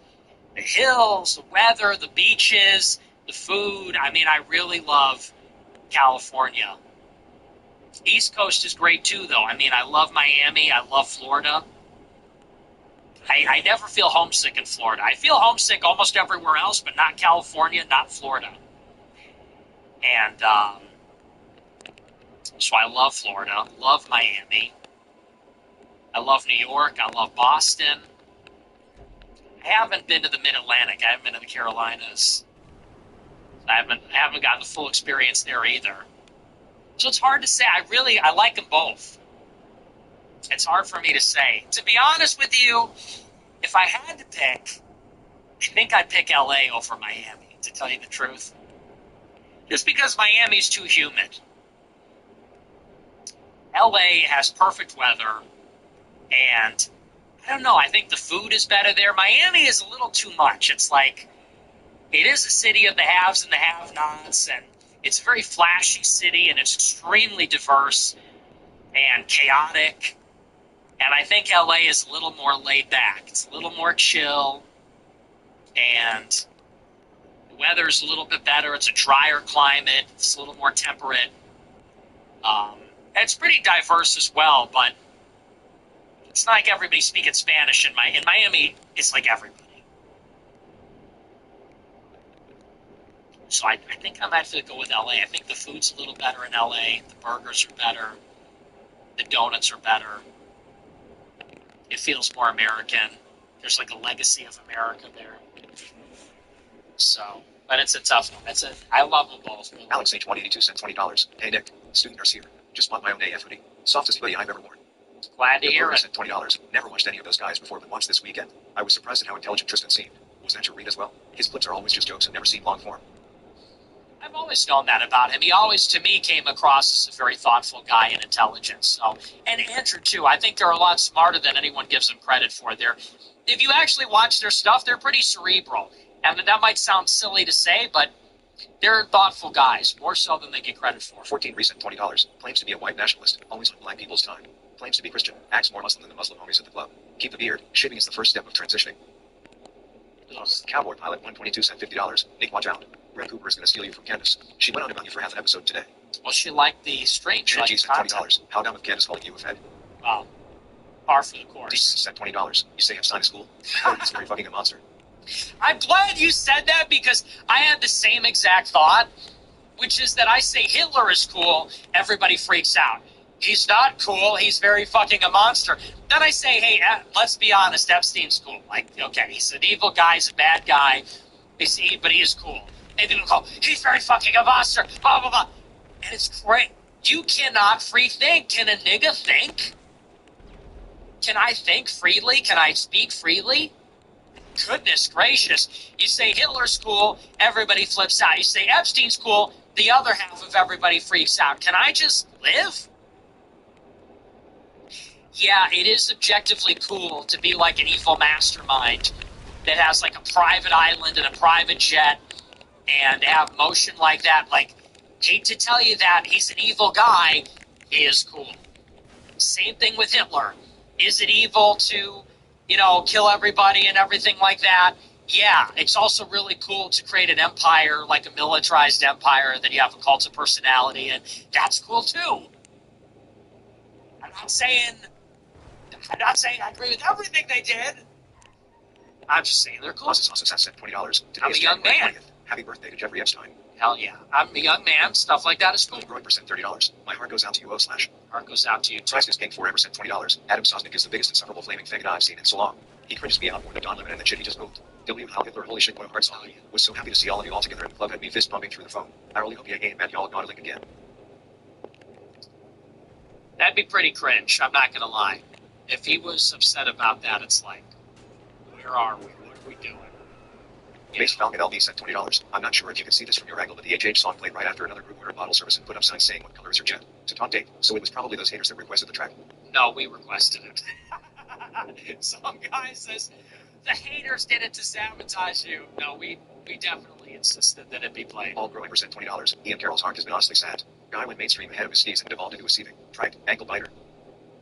I don't know. Most people just reveal who they are over time. Swerve 30050 sent $20. Nicholas J. Fuentes really stands for Nicholas J. Fuentes. It's always been in plain sight. You're a fraud in an industry. Planned him going back to Ben Shapiro, someone who was American in their heart. Josh Gonzalez sent $20. Was Greenwald there? No, he was down the hall to the See left. football sent Different $20. club. Met a girl at the bar the other night who loves your streams. Told her you're my cousin and she let me smash that night. Hope that's okay. Wanted her to call me Nick during, but thought that was too far. Okay. Lamel Renee Good sent $21. Do you think you would beat Mehdi Hassan in a debate? He said you were wrong with identity politics, multiculturalism, and immigration. Also, I had a dream about you. You were naked? Big Roy Fish sent $20. Cool getting to see you hang with everyone on stream. Goodfellas reference earlier was based. You like that? That's kind of how I felt. Richard RBC sent $20. Hey. That's kind of, being in the middle of it, that's how I feel. You insulted him a little bit. No, you insulted him. Richard RBC sent $20. Hey Nick, I'm my kind of Diocese of Charlotte NC is suffering from an attack on tradition and the word needs to be spread. The bishop is coming under the influence of Christian Zionism. Okay. F2P Titan sent $271. Iron went freaking base mode against them boys when he threw up the Hitler salute in the van. I was like, dude, this is freaking base as hell. Thank you for the big super chat. Yeah, he went off. He really popped off. Slick back the hair for an episode. Amazing NJF weekend. Crushing it. I would never do Nietzsche and Penguin sent $50. Orange. Miami Beach local here. That video of the cops is actually from several weeks ago but resurfacing now. The woman filming was a former candidate for the city commission. Mana has a history of shit like this. He tried to defund and evict the local theater because they had a show about Palestine. Also has hella sexual misconduct allegations. Total creep. Wow. Blake Zimmerman sent $20. Sneeko with the brown clown quote of the year. Venezuela oil isn't oil. It's crude. That was crazy. Did you see my face? It isn't even oil. It's crude. It's like... I love Sneeko, but it's like, brother. That was crazy. He said, no, Venezuela's oil is crude. Nobody wants Venezuela's oil because it's crude. It's like, well, if you want to be technical, it's because it's heavy and sour. It's all crude oil until it's processed and refined. Anonymous Problem sent $20. Dude, epic weekend. Sneeko and Clive were better security than the black guy. Al security. You should do more IRL streams. Think so? Matthew P. is a troll. Please remove him. Sent $20. I am Zionist and honestly I realized we already won once I saw 20-year-old women criticizing 24-year-olds for dating them and calling them pedos. These people are more gay than the LGBTQ movement. That's true. Conrock 83 sent $20. You need to listen to Woody. Northern Cali Ram. Also, you're too old to be hanging around Clev. Helis, California. 14. Joan Dark 95 sent $25. Beyond the obvious Jew victimhood complex. I can't understand how people fail to see the intent of Heil Hitler. The lyrics lay out being screwed every way to Sunday. The chorus is a reply saying, okay, fuck it, I might as well say the most reprehensible thing because you already have done all you get to ruin me. I'm free. Yeah, very true. Ex-critical Bishop sent $20. Your interview was Tucker hit the number 2 spot of this channel yesterday. AF, USC emoji. Number 2 spot next to Putin. Putin, Fuentes, Bukele. That's the world we're living in. Vladimir Putin and Nick Fuentes. Star sent $20. I recently saw a video of Michael Wiener. Michael Savage call you a boss. I instantly opened up Google and it turns out, yup, he's a Jew. Sad. I used to listen to him. Yes, Michael Scott Savage. sent $20. Did you start bone smashing or are you just that skinny? I'm just that skinny. And sent $20. Congrats to JD Adushal, child number 4 on the way. Yep, congrats. 9631 sent $20. Hey man, I appreciate everything you do. Jew by blood but Christian by faith. I've been shunned by my family and you've been helping me keep my head up every day. Thank you. Anderson Glad to sent hear it. $20. Can't they let a wife in peace? Crying face emoji. So Anon 88 sent $100. I'm why. Dating an Indian girl for a few years. She's caring, wants kids, well educated, good money, strong family, same humor, really strong connection, but not Christian. After watching you, I feel like this no longer supports the cause. In your opinion, is religion and non-white children enough justification for breaking it off? Would I be considered a traitor? You know, man, it's really up to you. Thank you for the big super Semi sent chat. $20. I like the content 23 and the update on stream. Why? Why do you care? Goofswolf sent $20. They didn't really update it. It's the same shit. Goofswolf sent $20. Nothing changed. I'm Italian, Mexican, Irish. Goofswolf sent $20. Did you watch Date's interview on PVD podcast? He kind of must rolled you guys. No. Not really. Kelly Roy sent $20. Milan got offended in the club. Crying face emoji. Don't care. Nigga Heil Hitler. Great show, Nick. Love the content. Just started an Instagram account for the movement. By the way, if you were willing, you should start an affiliateship program for the merch. PRH Lefisial sent $20. Thank you for letting me interview you yesterday. You were very cordial and your bro members are very kind. We'd love to talk to you again for longer about American history. Josie TRHL. Yeah, well, next time I'm down there, let's do it. I'll be back there eventually. We'll set it up for the next time. But yeah, absolutely. Good interview. I appreciate you being fair. Ghost Nurse at $30. Hey, long time listener, first time chatter. Just wanted to say it was cool to see you enjoy yourself with your friends. Nice change of pace from your usual show. Shame it's too dangerous to do it more frequently. Anyway, thanks for all you do for us. Stay safe and God bless you and your family. I gotta be honest, I really did have fun. I really did have a great time. That's what's funny, because it's hard for me to go out and have fun for obvious reasons, and I was with people that were watching my back, good friends of mine, no judgment, we're hanging out. I'm going to be honest, I had a great time. First night in a really long time that I actually just had a great night, so mission accomplished. We had a lot of fun. Holly sent $20. Did you see Jake Lang upset that you went to a club while he got manhandled?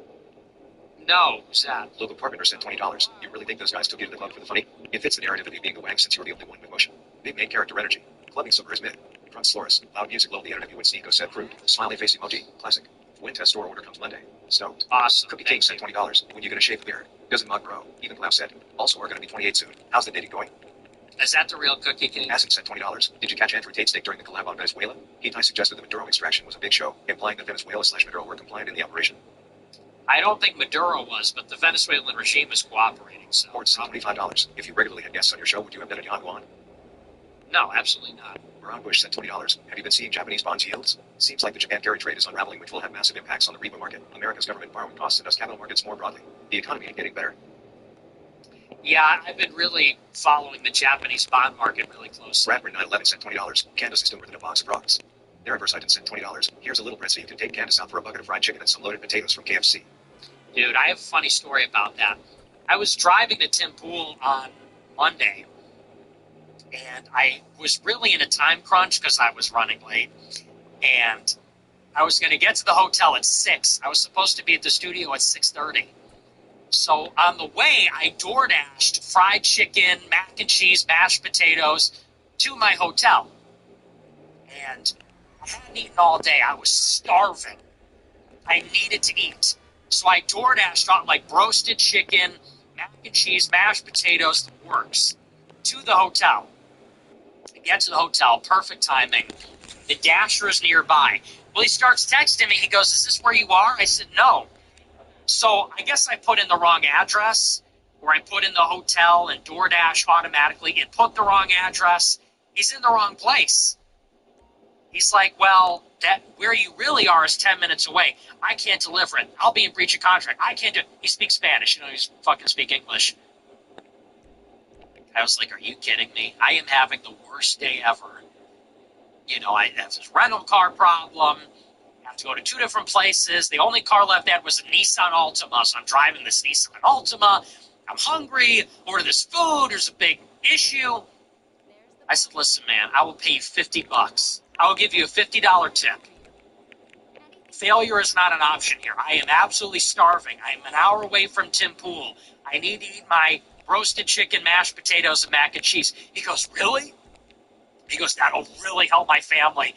He's texting me updates. "I'm moving like lightning. I'm driving over the bridge. I'm going to be there in 5 minutes. Okay, here I come. Here I am. I'm right outside the building." It's crazy, though, with a little tip. The motivation. So I got my chicken. It was very good. Totally worth it. But yeah, can you believe that? This country's going off the Russia rails. sent $25. Every single time you say a new hot date, Epstein, I go, "Dude, that's a little crazy." Then the next day you expand further into tracks. It's impressive how you're always right. I bow down to the king of vindication. // Any countries in the Western Hemisphere you think could be next after Greenland? Or the best choice? Canada. We should take Canada. Jillian Parker sent $20. Am I missing something? Or aren't the Tate brothers self-proclaimed pornographers? Is their webcam business totally fake news? If not, how can you praise them and shit on non-Levent/Degree in the same breath? Because they're based. Vader 7978 sent $20. Tell your girl Candace to keep John Port's name out her mouth. He had nothing to do with the death of Charlie Kirk. Agman sent $20. PBD crew is heavily slanted for Israel. You need a sub 70 IQ to not notice. What's your comments about Adam saying I spent the night with Tristan Tate? He said he's done with that whole Sneeko / Wintess / Myron crew and regrets the whole thing. You called him out on Andrew, but not his Tristan claims. He's probably lying. Oh, definitely lying. Well, he's a little two-faced. I mean, he's really a sneaky little guy. And it says a lot about Patrick Bet-David that he works with him. And I like Patrick, and we had a good conversation, but it really says a lot that he's got that guy in his roster. That guy's a loser. That guy's a nasty guy, and I'm not the only one to say that. He's not a gentleman. He's not an honest guy. He's got no integrity. He's a sleazy guy. He's a sleaze. And it says a lot that they got him in the crew. It reflects badly on Patrick Bet-David. He should really be ashamed to have that guy associated with him. As I like Patrick, and I don't agree with him on everything, but he seems like an okay guy.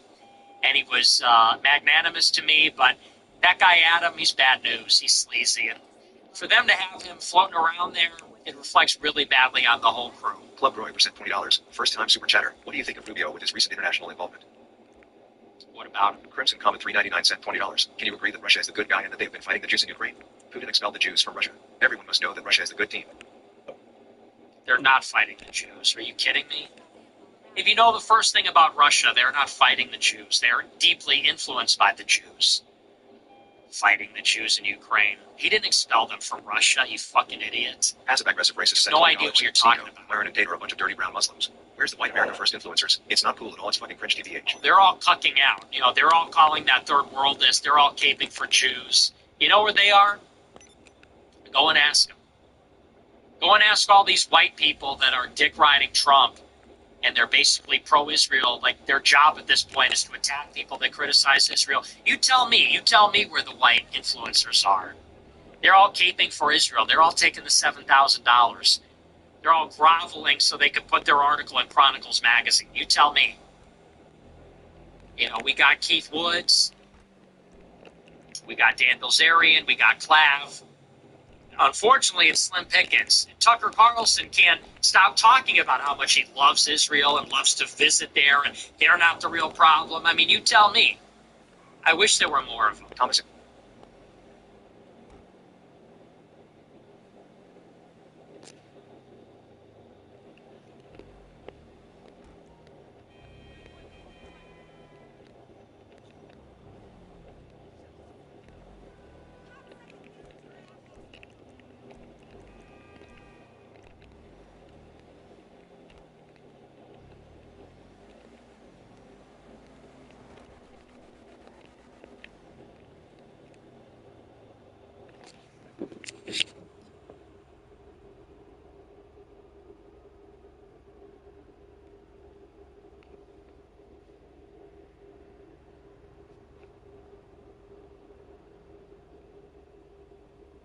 Sent $25. It's just a Waller as big of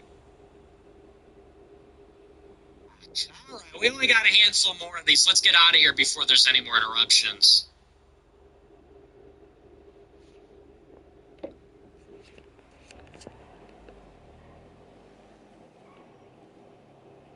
Please refresh.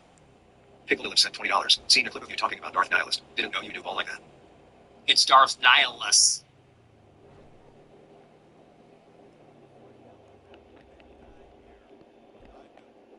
Not Nihilist. But yeah, I know Bob. I sent $25. I was talking about Palumbo. My first super chat didn't come through. No, I didn't see it. Janet G sent $20. John Babin tweeted and also talked a lot about France too. He hated the French Revolution. Do you think it had to do something with Candace and her Macron series? I don't know, but it might. Scammer sent $70. If my power level has been exposed, LA Times, etc., should I lean into it and own it, or go through the humiliation rituals to get back to baseline, have a chance at normal life? I am being court-ordered to attend therapy, to deconstruct my biases against LGBT and Browns. Punishment make Brooke hate Little Hat Clan even more. I have no idea. I have no idea who you are, what your situation is. I have no idea. Aspler98 sent $20. Thanks for all you do, Nick, and everything you sacrifice. My wife and I watch your show pretty much every night. Stay safe and God bless. AF is inevitable. Thank you very much. 17 sent $20. Too base for normies, have to dump for Nick. Maybe politics are jester. Cookie King had it figured out.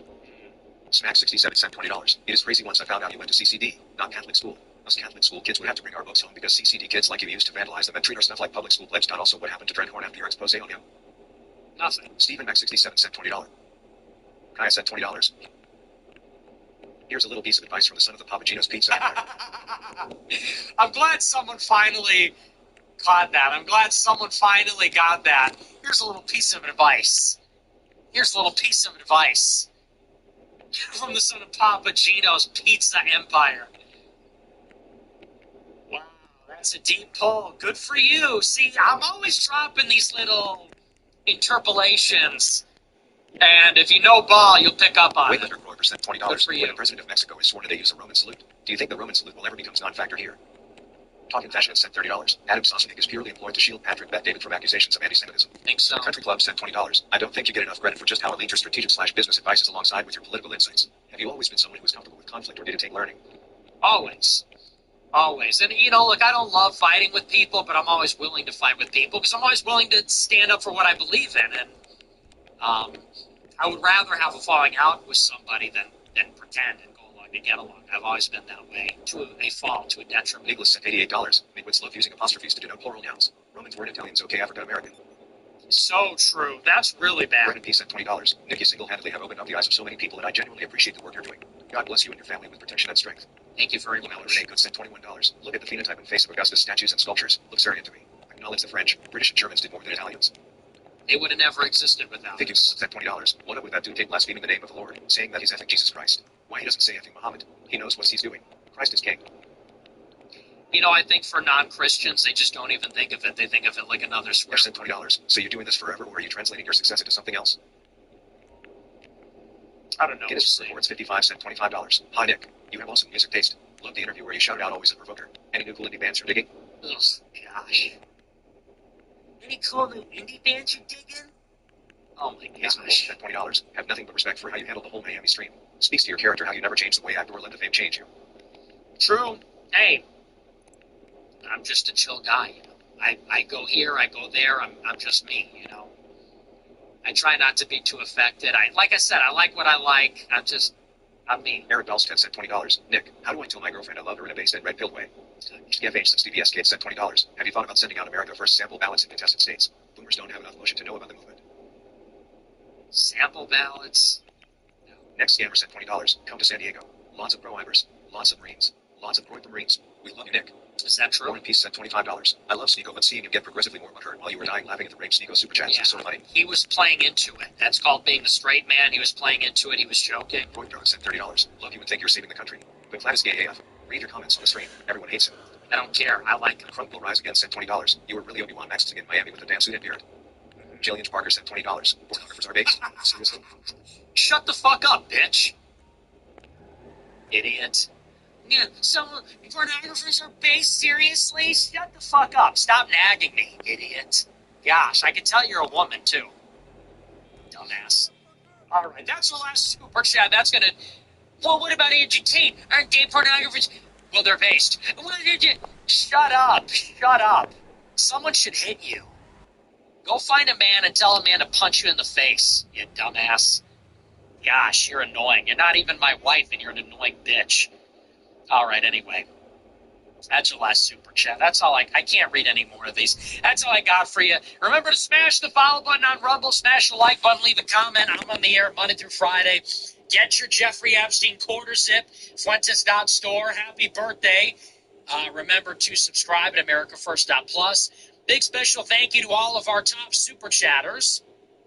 Special thanks to Arsenal Groiper, F2P Titan, Torches and Fire, Fence Man, Next Scammer, Roy Crusader, Average John, Whoopi, Groipberg, The Real Mock, Meta Glasses, Eddie, Mama Groiper, Shabbos, Hebrewberg, Bitches Want Nikes, and Anon. Thanks to them. Thanks to all our super chatters, everybody that watches. We love you.